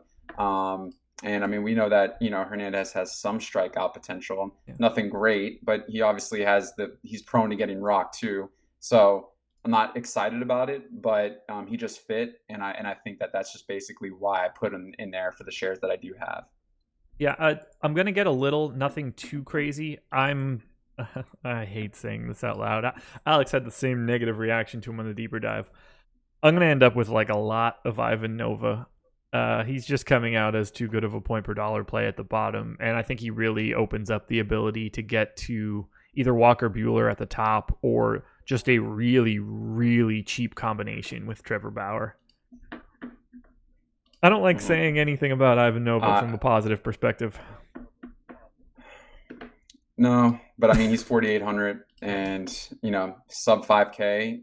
It's a guy that, Ivan Nova's not like a strikeout pitcher, but he's a guy that kind of keeps the ball in the field sometimes where he lasts 6 innings, 7 innings. So, I mean, you won't get that huge K rate, but you might get maybe like a 1 or 2 earned runs given up, but he'll go the distance to make up for that lack of strikeouts. So I can see it. Definitely don't have many shares of him. I don't think I have any at all, actually. I just feel as if that I can pivot, and go a little bit elsewhere and pay up a little bit. I just feel more comfortable paying like the extra 1,200 for Chase Anderson. Ooh, no shares, eh? Nah, it's just, nah. I mean, when looking at it, I have a few one-offs from Kansas City.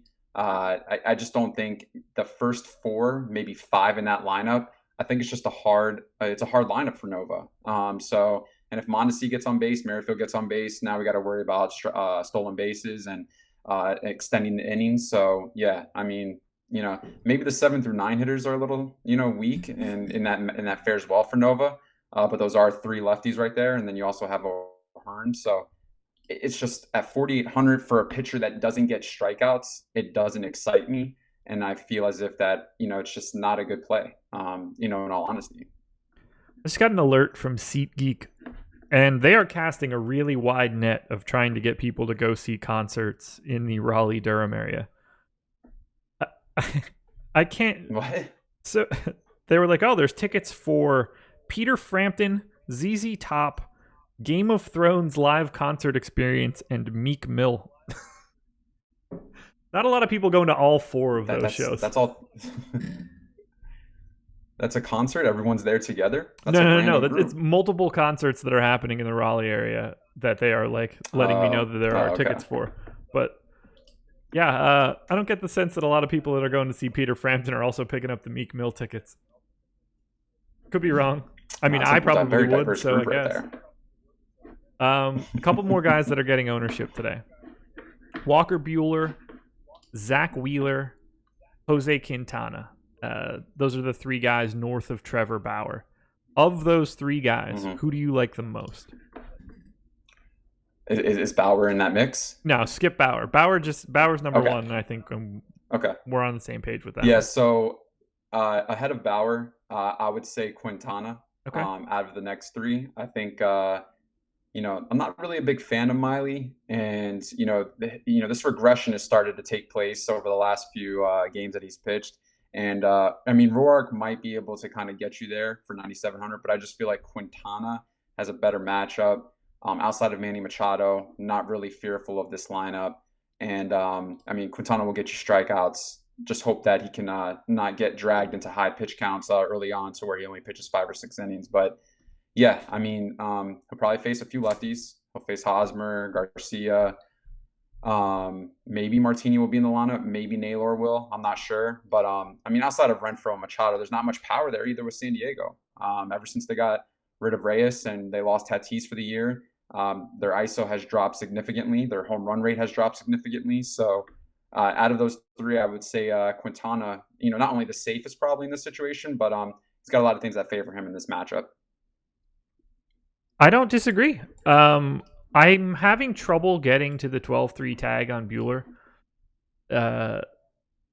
I like him. I don't really trust the Dodgers all that much, and that's a lot to pay for someone, and you need every bit of him being good. So I think that I would rather join you on the Quintana train there. I prefer him a little bit to Wheeler, mostly due to the price savings. Just, I can't pay $10K for Wheeler. Buehler at 12-3. Yeah, it's just, I mean, once again, he is projected to have single-digit ownership. Is that correct still with the latest updated projections? What did you say? Because from an ownership standpoint, Buehler could be a leverage play because if he's in the single-digit percentile, it would make more sense, even though he is one of the highest rated projected pitchers on tonight's slate. Yeah. but 12-3 is just so expensive. And I mean, when you could pay down and, let's just say go to the chalk and Bauer, I mean, you're saving an additional 3K right there alone. Then they're pretty similar almost in projections. So yeah, I mean, it's just a price point. But then again, if you're looking for a leverage play where the ownership's not going to be much on Buehler, you definitely can pivot in that direction and pay that 12-3 if you're able to fit him in. Buehler is sitting at 10% on the dot right now. Yeah, so it's considered a leverage play, I guess. Yeah, like I'm happy to get to him. I think 12-3 is just a little bit too much for this slate, especially when I don't think that Zach Gallen looks particularly interesting at 11-2. So that creates this chasm where he's significantly more expensive than the next closest guy that you want to play, and that kind of prices him out. It's really hard to want to spend that extra, let's say, what is it, $3,200 over Trevor Bauer. That's a tough sell, especially with a Coors game today. Yeah, and Gallen at that price point is just really hard to fit in. I mean, there's nothing guaranteed there with Gallen, and obviously the Mets, they have some great power in that lineup, and not many strikeouts either. So that's another matchup where I don't know if I want to pay that amount. I mean, I don't know if he's an over 11K pitcher yet, but they have him there and on work. Mets are a team right now that are looking for a playoff spot, and they're I don't think I could pay for that matchup. I'm on the same page. Final pitcher in double digits of ownership. A guy that I don't really get the sense I'll have a lot of, which is weird considering I usually get him a lot, but 8,600 is a price tag I can't really justify. How do you feel about Jacob Junus? Man, I've gone back and forth on him, and I feel like there's consistency there with Junus at 8,600. I mean, he's going to be facing a White Sox team that does strike out a lot. I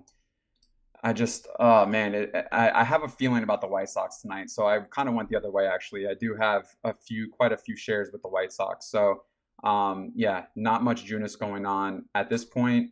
I'd rather pay up to 200 for Keller, or I'd rather pay a little bit up more and get Bauer, or then again I could pivot down a little bit, and that's just I'm not going there that much. You basically laid it out. I have a hard time paying $8,600 for Jake Junus when Mitch Keller's 88, Max Fried's 89, and Trevor Bauer is 91. Yeah, if Junus is 1% owned, like, I would understand it, but he's at 17% right now. I don't like him more than Keller or Fried, even if they're at the same ownership, and I certainly don't like him more than Trevor Bauer. I don't even see them as particularly close. Junus is the one ownership that I don't totally understand, although, clearly it's a White Sox strikeout matchup. We see just about every pitcher get a little bit of juice from it. Are there any pitchers that I haven't brought up? Anybody that's not getting any ownership that you think should be? Outside of who we've discussed, I really have a small player pool today of pitchers, to be honest with you. Kind of wanted to have more variance in my bats today, so I kind of dwindled down the player pool to, just a handful. But one guy that is a little lean is Yarborough, and solely because the Rangers that bad against lefties, and they are so strikeout prone to lefties as well. And I know the ballpark isn't the greatest for Yarborough, but it could be a spot where he could pay off, and not many people are on him, and I think that's also plays a part because of the ballpark. But I did find myself getting a few shares of Yarborough, and that's just based on that Junus type of situation where I went up to Keller, I went up to Fried a little bit, and Bauer, and then also Yarborough's right there, so he was a guy that I could fit in. Man, we're getting a lot of deep cut questions in YouTube right now. What about Sheffield? Johnny Cueto? I'm going to say they are both resounding no's for me. Yeah, Johnny Cueto, I think, will be limited on a pitch count.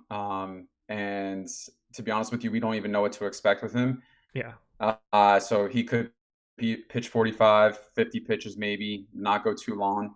And I don't necessarily think it's worth it at the price point that he's at. Cueto's at 8,000 coming off an injury, 60-day DL. So do you really want to risk 8,000 when you could obviously just either pay up a little bit or pay down to maybe Chase Anderson and save 2,000? So yeah, I just think from an injury perspective and from a limited pitch count perspective, I just don't know if that pays off. Yeah, I can't imagine wanting to get to any Johnny Cueto in this spot. Similar Plus, story. out a lot, so it is kind of a tough matchup, and he's got to face Josh Bell. So yeah, I definitely don't like that. Yeah, and you have to assume he's not just coming out here and throwing 110 pitches or something if it's going well. So he's been a little brittle as of late. If he does that, man, break the slate. Yeah, kudos to everybody for getting that. If he does, he's been pitching 75 pitches in AAA. What he said, but yeah, it's been a while since Cueto's been a relevant pitcher, and it's not like he's cheap. He's $8K. I can't. I have no interest there. Yeah, if he's like $5K, like Nova, yeah, 4,800, then we can talk about it because we don't need him to do much to hit value. But right. 8,000, I mean, my God, you got to hope for 5 innings, maybe 4 or 5 strikeouts, not give up any runs. I mean, we don't know. We really don't know what kind of stuff he has right now. We're still missing 4 lineups right now, and we're 35 minutes away from lock. This is pretty irritating. I think the only lineup that I need is the Indians right now. Let's see. It's the only lineup. Pirates, Giants, Indians, Padres. I would like the Padres lineup. I think that's a little bit intriguing, both from a individual power bat perspective and from the Quintana side. But I'm with you on Indians being most interesting. Don't get the sense that I'm going to be getting a ton of offense in San Francisco. Yeah, no, I think San Francisco. I think I have like a few one-offs from that game, and obviously Josh Bell is priced way too low for the type of talent he is and the power that he has. But outside of that, I mean, yeah, it's just a game where it's going to be relatively cold. I mean, it's going to hit the 50s, I think, the high 50s. It's pretty cold here on the West Coast right now, so I think game time temp is 61. The wind's going to be, up there like it always is. So yeah. I just don't think it's a good matchup for hitting. That sounds like a really not fun game to catch. It'd be great. No, not when it's cold out there. Game that I saw there, we had to buy my wife a Giants hoodie just to like stay warm. I had to wear like an actual sweater instead of sports gear because it was like so oddly cold, and we were there in mid-June. Get that wind coming in. Yeah, the wind can be brutal for sure. Yeah, great place to watch a game though. Oh yeah, beautiful ballpark.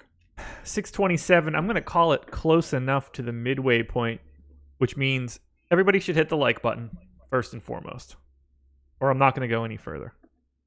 That's not true. I'll keep talking. Hit the like button, subscribe to the channel, hit the notification bell so you know when we go live.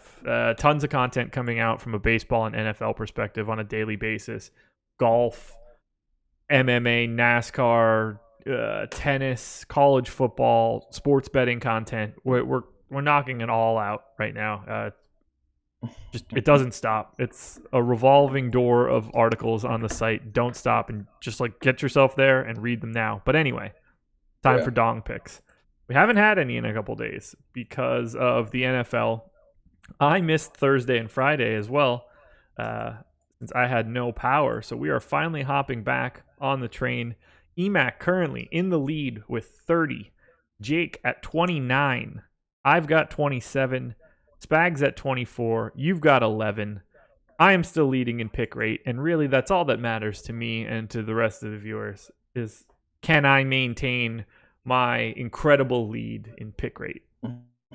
So I will give it to you. The floor is yours. First pick today. Who you got to hit a dong today? Man, I'm gonna go with Christian Yelich actually. Okay. Take not a problem there. Yeah, I'm going to take a safe bet today. I want to make sure that, obviously I didn't start the earliest in this Dawn competition, but pick rate is something that I definitely can achieve. So I'm trying to make sure I keep that going. Let's see.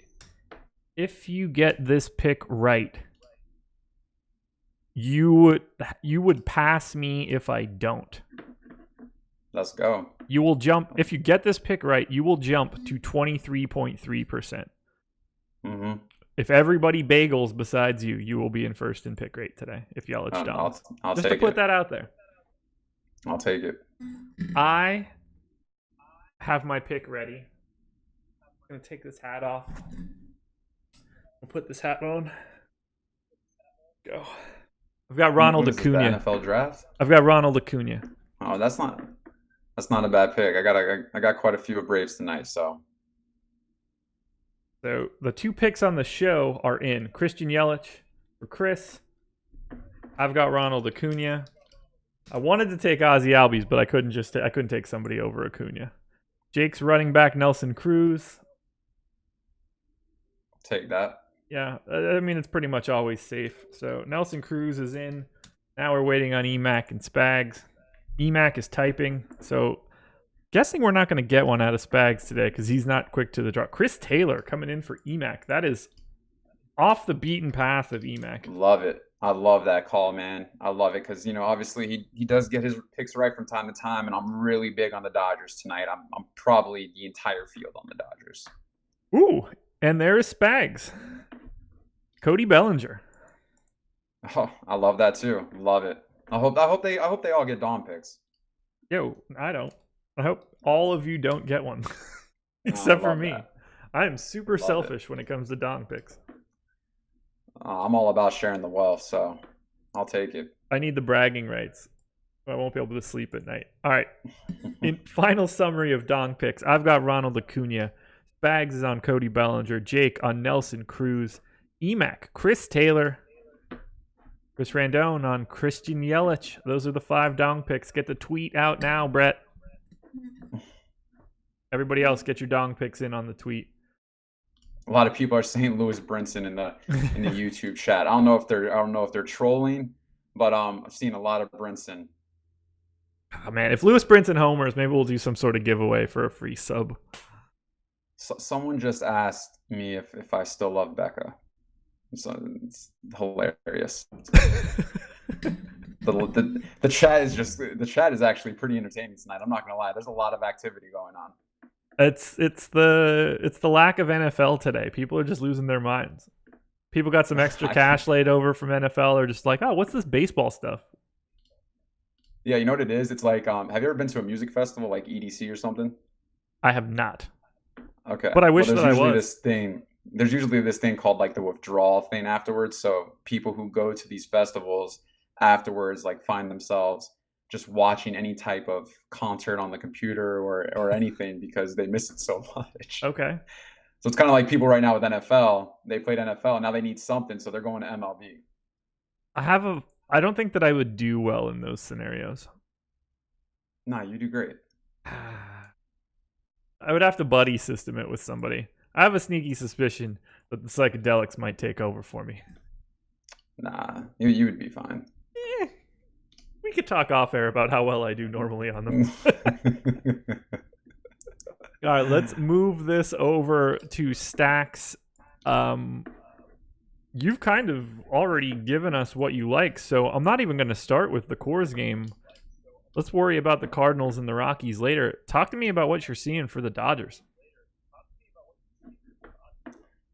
Yeah, man. I mean, this is such a great matchup for the Dodgers in so many ways. They're one of the best hitting teams in baseball, nonstop, and especially in the last 2 months. They're top 5 in homers, WOBA, ISO, WRC plus. I mean, they're facing a pitcher that is not good in a ballpark that's going to favor them heavily. And they're just priced very fairly too, especially on FanDuel. So it's hard not to go the Dodgers. I mean, Kiki Hernandez has great ISO and power against righties. And then we also have Pollock, who's great against lefties. Bellinger hits lefties great. Chris Taylor hits lefties great. And I really like David Freese. And he's batting in the 2-hole. So I know he's priced a little bit high on DraftKings, but I feel like that'll help with ownership. I don't think people would want to pay that. These Ty Block is just not good whatsoever. So, yeah, I love the Dodgers here. I love Dodgers actually a little bit more than Coors, to be honest with you. So this is a team that I think is going to be the top stack tonight. Yeah, I can't disagree with you. I like the Dodgers quite a bit. I like them even more on FanDuel, where they're even more affordable. Freeze, for example, is 5,400 on DraftKings. He's 2,700 on FanDuel. You might as well be free. And think about this, is when you're targeting against the Orioles, a lot of times you're hoping that they get to the starting pitcher early because then you're bringing in the league's worst bullpen. And that's just a whole another storm for the bats of the Dodgers. So yeah, it's really hard to to not look at this game and to not want to roster it. I know ownership's going to be there in some aspects for this game, but at the end of the day, they have such a great matchup that I just can't get them out of my lineups. I don't blame you. As of right now, AJ Pollock at 16% on DK, Kike Hernandez at 10. No one else in double digits. So you can get there pretty easily right now. Lots of ownership coming in to the Coors game, which we clearly have to talk about. I don't really have any hot takes here. I think that they're both clearly fantastic options. The implied total for both teams, massive. Neither pitcher, whether it's Waka or Chichi Gonzalez, is anybody that you're super worried about. And they're not all that pricey to begin with. Story, Blackman, Arenado, the only hitters on the Rockies north of 5K. And these are guys that are probably north of 5K no matter where this game is. Only Goldschmidt and Ozuna. Oh, I forgot about Tommy Edman sneaking in there in the 7-hole. Goldschmidt, Ozuna, and Edman, the guys that are over 5K on DraftKings for the Cards. I mean, these are two stacks that are playing in cores that are affordable. Are you trying to get away from either one? So Waka's interesting because he struggles against righties, but he's only going to be facing 2 righties in this lineup. And so when you really look at this lineup, I mean, you're looking at the lefties, and especially the last 3 lefties that he faces, Tapia, Hillard, and Wolters. I mean, really not much there to be scared of when it comes to Waka. And then he's going to face Chichi, so he's going to get a couple strikeouts there, more than likely. So, I mean, you're worried about Arenado and Story and possibly Blackman. But, I mean, on the year, he's given up 8 bombs all year to the left side. He's limited the ISO to league average, per se. And there's not much production from the left side that's taking place. So, but once again, it's Coors. We can't deny that. And we can't deny that it's a different ball game when going into that. So, but what I'm saying is from a Colorado perspective is that, outside of Arenado and outside of Story, I don't really like too many of the Rockies bats. Now, on the other side of the token, I really love St. Louis in some areas, and I really love Batter. He's fairly cheap in the 8th hole because he has speed. And so, you get that upside and that leverage with the speed there as well. So, but yeah, I would favor, and I like the Cardinals. I have lots of them, but from the Rockies side, it's interesting because I haven't really seen myself get too much except a couple one-offs between Arenado and Story. Yeah, I'm on the same page with you. I prefer the Cardinals to the Rockies. If I take a look at Osimo's top stack tool, I'll give a little peek behind the curtain for today on DraftKings. Number 1 stack with a bullet, the St. Louis Cardinals, coming in north of their ownership as well. Going to be hard to get away from them there. The Rockies are not number 2. They're also not number 3. They're coming in 4th. Your Dodgers are actually 2nd. Colorado's showing up as a slightly over-owned team. So top stack tool seems to be agreeing with you today. Yeah, it's just, and what's interesting is that I found myself getting to a few shares of Waka, solely based on the fact that he's pretty cheap. He could give you 5 innings, maybe 6.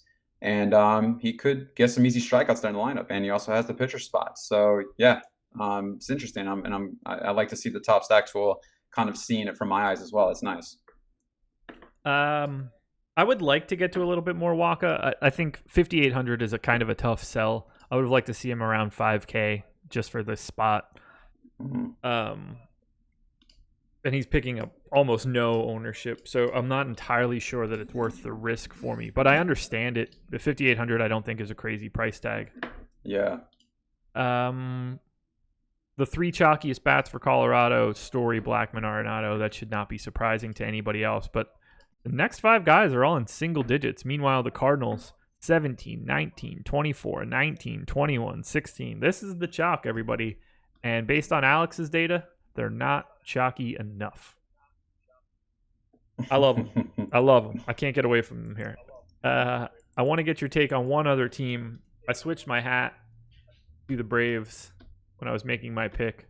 How do you feel about the Atlanta bats here up against Jason Vargas? As of right now, they are tied with Colorado in the top stack tool, but also showing up a bit over-owned.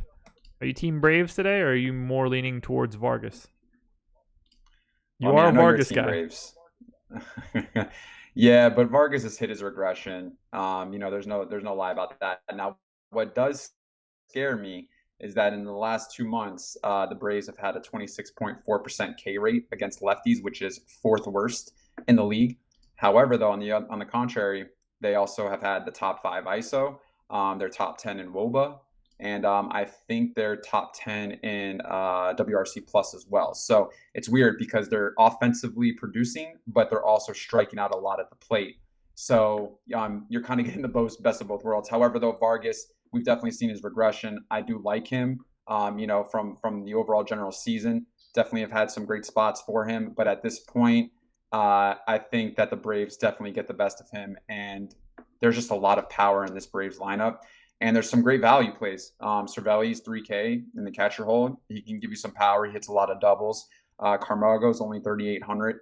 And you can put him at 2 different positions. He's in the 5 hole, so there's a lot of value there. And obviously Donaldson, he's had a hell of a year, a lot of power. And Albies is a way better hitter against lefties from the right side of the plate rather than the left side. And he has great power too. So we already know about Acuna and Freeman and stuff. But yeah, the Braves, I think it makes a lot of sense.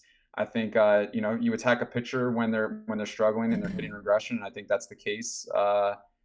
For Vargas. So yeah, I'm with you on the Braves. Okay. I think Ozzie Albies might have the most extreme splits in baseball between righties and lefties. It's night and day. It's absolutely crazy. They're 2 separate hitters completely. Any other stacks that stand out to you? You mentioned the Dodgers out of the gate. We touched on Coors. I touched on the Braves a little bit. Who else stands out to you?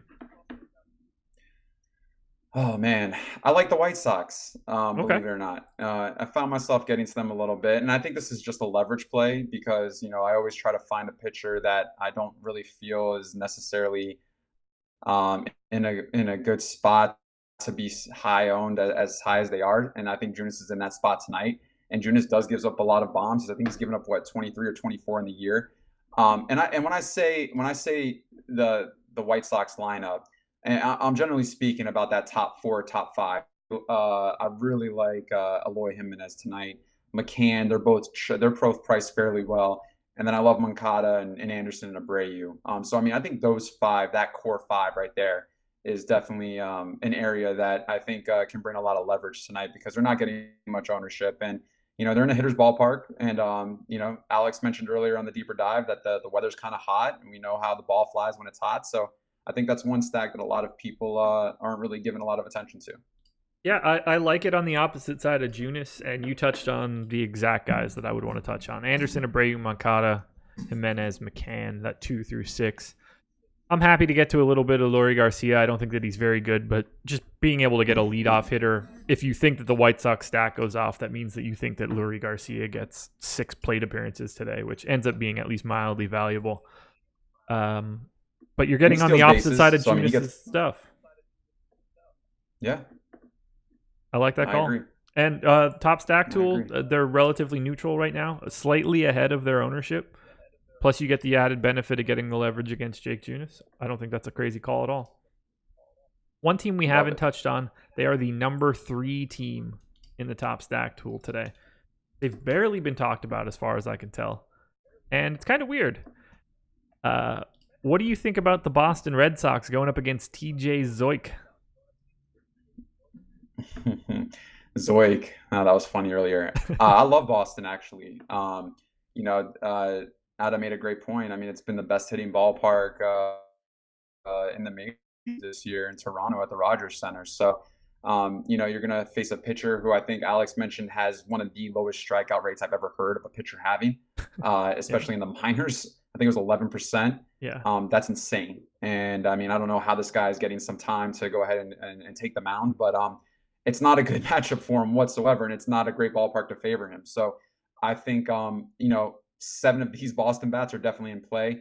And I say that because I'm not sure about Owens or Hernandez. There's not much power there. There's not much that they can do for you. They are fairly priced. So if you're looking for a cheap person to put in your lineup, yeah, you want to go that direction. But to be honest with you, Bradley, Vasquez, Benintendi, Moreland, Martinez, Devers, Betts. I mean, all these guys have power. It might be a field day. And what's interesting about this is that There's a 5.6 run implied total. I'm surprised it's not over 6 runs. I don't know what's going on there. Maybe Vegas doesn't really know the Zeke, whatever his name is. Zoik. So Zyke, yeah. But yeah, I love Boston. I think Boston's in a great matchup. I have them in a lot. I have a lot of exposure to them tonight. So yeah, how could you not like this? Yeah, JD Martinez in particular at 4,900 on DraftKings is criminally underpriced. I don't have a ton of respect for Zoik or his the funniness of his last name. My apologies to you, TJ, but you got a funny last name, dude. What do you want me to do? Hard to not like Boston, at least a little bit. They're very affordable. Yeah, I agree. I mean, outside of Betts, Devers, and Martinez, everybody is 4,300 or below. And while I think that Chris Owings is downright terrible, he's 2,100, and that's kind of like a free square. I mean, if you get lucky and he pops one out, I mean, that's great. But it's hard. But hey, it can happen. I mean, it'll be him versus Lewis Brinson for the cheap guys who can hit the bomb tonight. Let's see. Is Chris Owings at the bottom of my dong chart? Nope. D. Gordon. There you go. Oh man, it makes me like Bauer even more. Yeah. 3 Mariners are in the bottom 4 in my. Oh, can I guess them real quick? Sure. Well, you already got D. Gordon. All right, so we already got D. Gordon. All right, I'm gonna go with. Let me see. Let me look at this lineup real quick to refresh my memory. Oh, I already know if he's in the lineup. Tim Lopes is definitely there. You would be correct. 100%. Tim Lopes, and then I'm gonna go with Kyle Lewis. No. Not Dylan Kyle. Moore? No. Wow, Malik Smith. Yes. Wow, I would definitely pick Malik Smith over those two at least. I mean, most of these guys, like Dylan Moore is like 20 spots higher than that, but he's still 217th. So we're talking about the difference between being ranked 217 and 238, which is pretty marginal.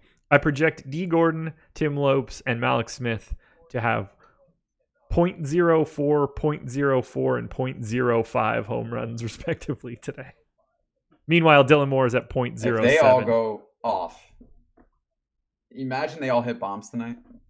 I mean, you would have to give Wild. me incredible odds to have one of those 3 hit a dong. Man, crazy. I gotta start running crunches because I don't know when this Indians lineup is gonna come in, and we're already at 6:47, so we've got 18 minutes to go here. 2 lineups left: Pirates and Indians. And just in case anybody is tuning in right now, it doesn't appear that we have any weather issues across the entire slate of 14 games, so don't worry about that. I had all my lineups done before this show. Really? Yeah, I'm ready to rip tonight. I mean, yeah, I feel very. There's nothing that could change my mind on anything. So okay. So one more question for you regarding top stacks. You just refresh it to see if we've gotten any updated info before I ask. Okay, perfect. We did not. We don't really have anybody outside of the Cardinals with a big gap between their top stack percentage and their ownership. The 2 biggest appear to be the Chicago Cubs and the Washington Nationals. And both teams don't really have like a huge top stack chance. I think the Cubs are 2, 4, 6, 8, maybe 10th, Washington 11th. Either of those 2 teams stand out? Yeah, Washington is definitely someone to look at if you haven't looked at them today. Indians lineup is in, by the way. Oh, nice. As I said that. I just want to know if Mercado is definitely still batting in the 2-hole. That's what matters the most to me right now. Yeah, the only difference is that Jason Kipnis is out, or Jason Kipnis is in, Mike Freeman is out. That's great. That does nothing. That doesn't affect me one bit. Perfect. I'm going to So yeah. crunch, So go ahead. Go ahead. Talk. Recently, I wanted to. I was going to talk about the Nationals real quick and kind of break down. I mean, in the last 2 months, they've scored the 2nd highest runs. I believe they've hit the 5th or 6th highest home run total. I mean, obviously, as we know, they've had some games where they've just been put up double-digit runs, but 5th highest ISO. think the second highest WRC plus, if not third, and the second highest WOBA against right-hand pitching. And Berrios, I mean, obviously he has talent. We know that. However, though, he has been so inconsistent this year, and he has struggled, and he's struggled a lot. He's given up 24 home runs on the year. He has really struggled with right and lefty bats on the road and at home. So Washington, there's some great value plays here that do have power upside, and I think that could be a sneaky play. I think Howie Kendrick's in play. I think Ryan Zimmerman's in play.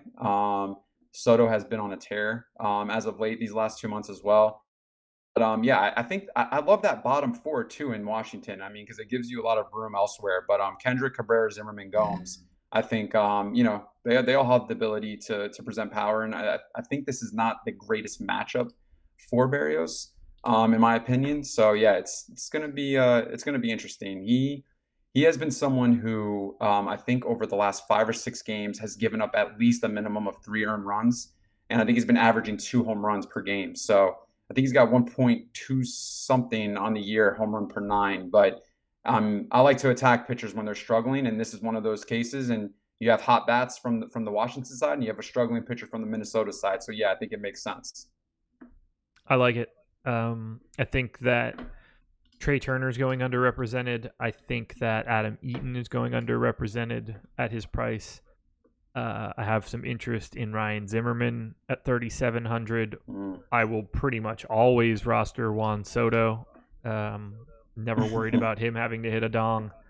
I think the Nats are sneaky today. 4.9 run implied total is a pretty high number in a matchup against a pitcher that has sort of the pedigree that Berrios has. It's obviously not a gas can by any means. To get him to 4.9 in Minnesota, no less, where, it's a slight pitcher's park, but nothing crazy. I think that's telling, and I think that people are missing the boat a little bit on the Nats. I agree. Other team in that little group with the Nats, the Chicago Cubs. We touched on Quintana earlier. How do you feel about the Cubs against Ronald Bolanos? I have a lot of Cubs as one-offs. Like to see Brian back in the lineup, so I definitely have some one-offs of him. Have a few one-offs of Jason Hayward, Castellano, Schwarber. I don't have many stacks of the Cubs, but I do have one-offs, and I have some Zorbers as well. So yeah, I mean, it's interesting because I like the Cubs, but then I don't, and so I don't know if I'm overlooking it or do I just like so many other matchups elsewhere. But I mean, I think they're in a good spot. It's just a team that I really didn't put my focus on tonight. I'm surprised that they're not getting more ownership than they are, given their implied total. I don't know if this is just a San Diego thing or just a lot of respect to Bolanos, but Ben Zobrist is $3,600 in the leadoff spot with dual eligibility on DraftKings. And he's projected for 3% ownership. I think that he's an incredible value today, and he's just being completely overlooked.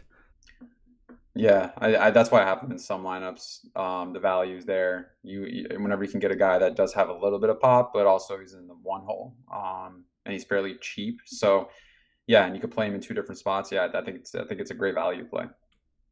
Most expensive hitter in the lineup is Schwarber at 4,800, so it's not as if they're difficult to fit together. You can do like a 4-4 stack with the Cubs and still get to high-end pitching and part of cores if you wanted to. They've got Nico Herner. I don't know if I'm saying that right. We'll just say Nico H.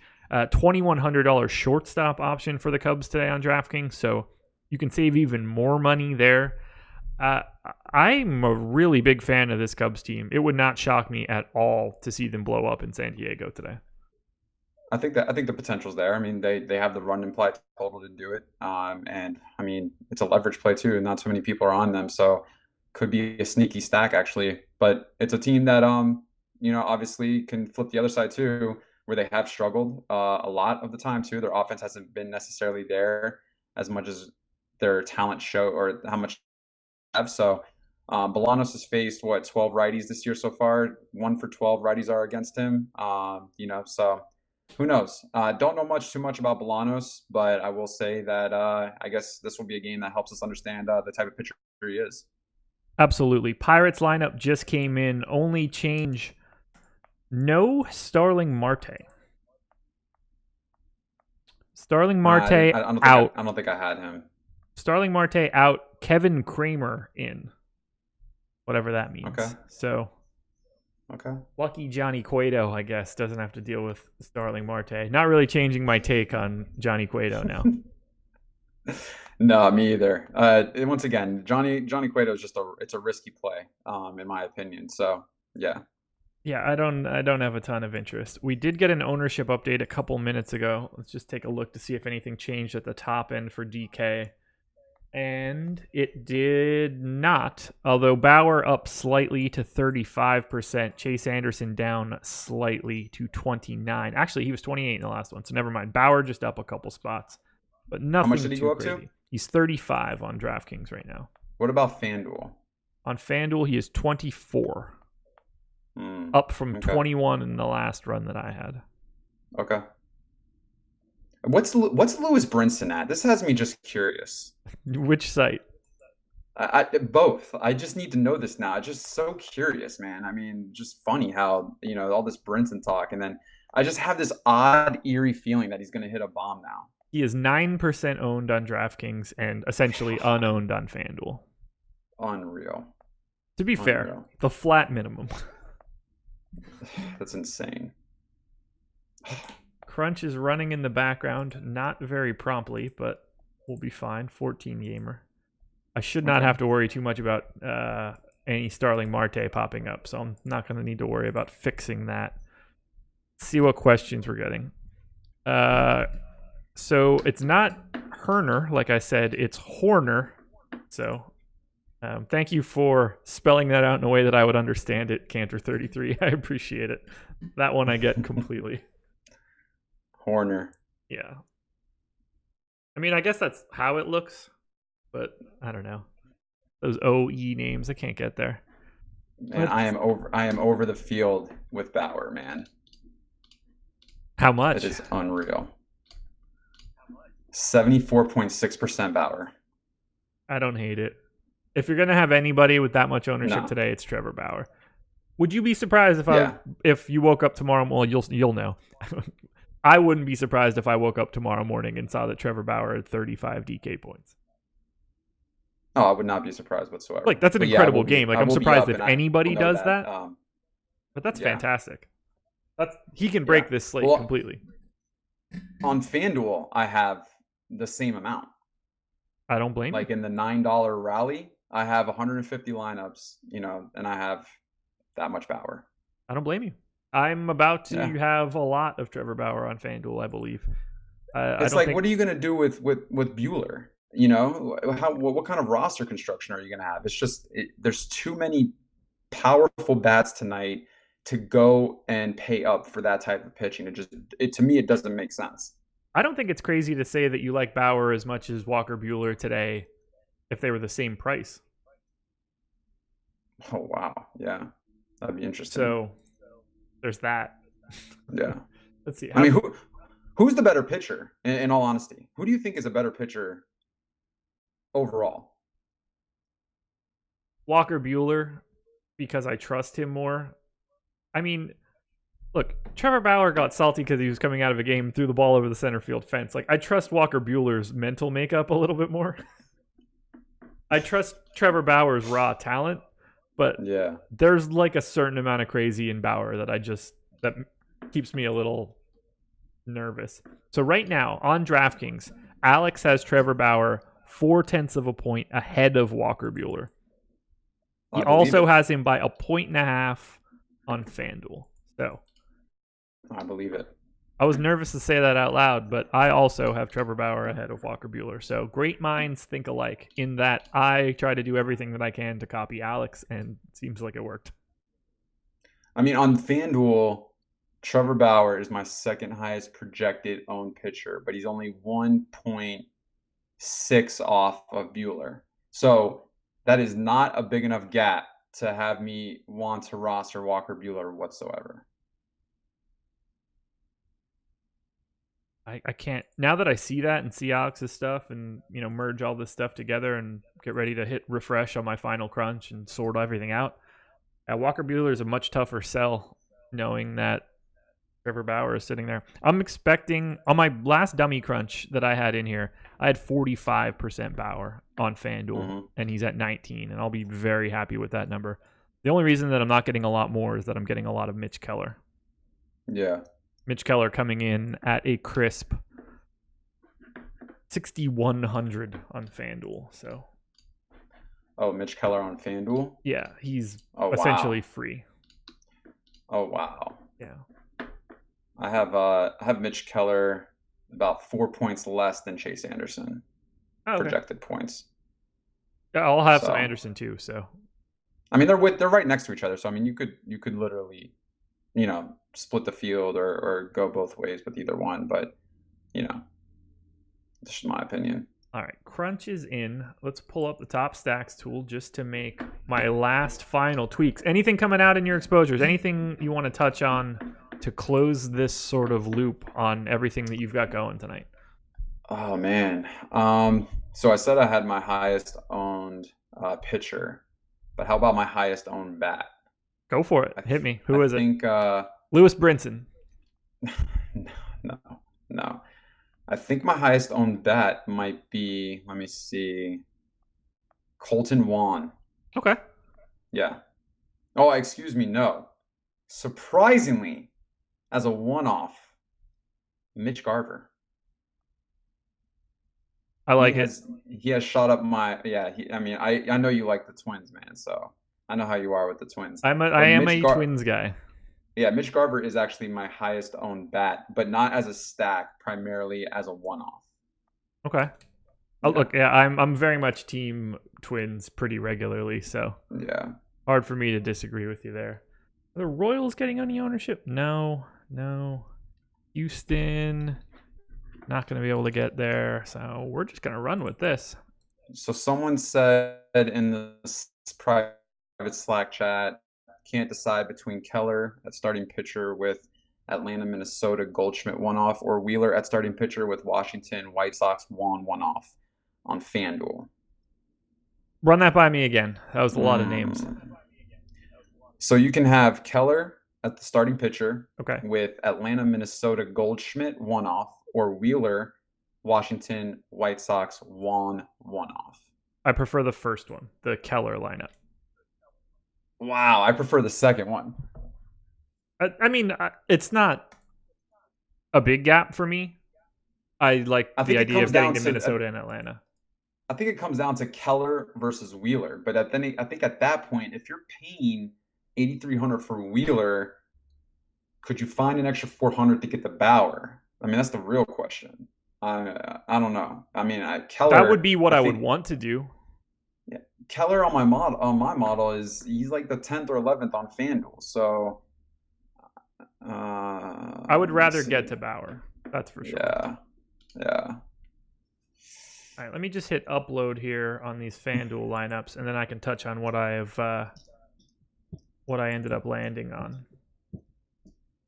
Upload, open, upload. So you said you have 70 and change of Trevor Bauer on FanDuel? Yeah, 74.6%. Okay. I've got 58, so I feel like I'm at least on the same page. Okay. Considering he's projected for 24% ownership, I think you and I are living in the same world here. Okay. I got to 11% Wheeler, 7% Junus, 5% Chase Anderson, 5% Alicia Hernandez, 13% Mitch Keller. Okay. Top stacks: Dodgers, Cardinals, Braves, and then the similar amounts of Indians, Rockies, Red Sox, Brewers. Gotcha. Feeling good. I have one Buehler lineup out of 150 on FanDuel. One. I have 0. Yeah, I have one. 37 Wheeler. 37 lineups with Wheeler. I have 0 Buehler, Fried, Quintana, Lance Lynn, Wade Miley. I have 1 Zach Gallen. It's pretty much all Trevor Bauer. So when he dies tonight, I dies as well. Most exposed hitter. Let's see what we've got here. Most exposed hit. Lewis Brinson. I'm just kidding, guys. 26% Kike Hernandez. Most owned over the field. Oh, man. This one's fun. I'm very happy about this. I get that he's expensive, but 22.7%. Kind of makes me sick to say this because I don't want to succeed. I've got 22.7% of a 5% owned guy. That would be Cody Bellinger, which would mean that one Chris Spags would have a good night tonight, and I can't allow that. I'd rather have no money.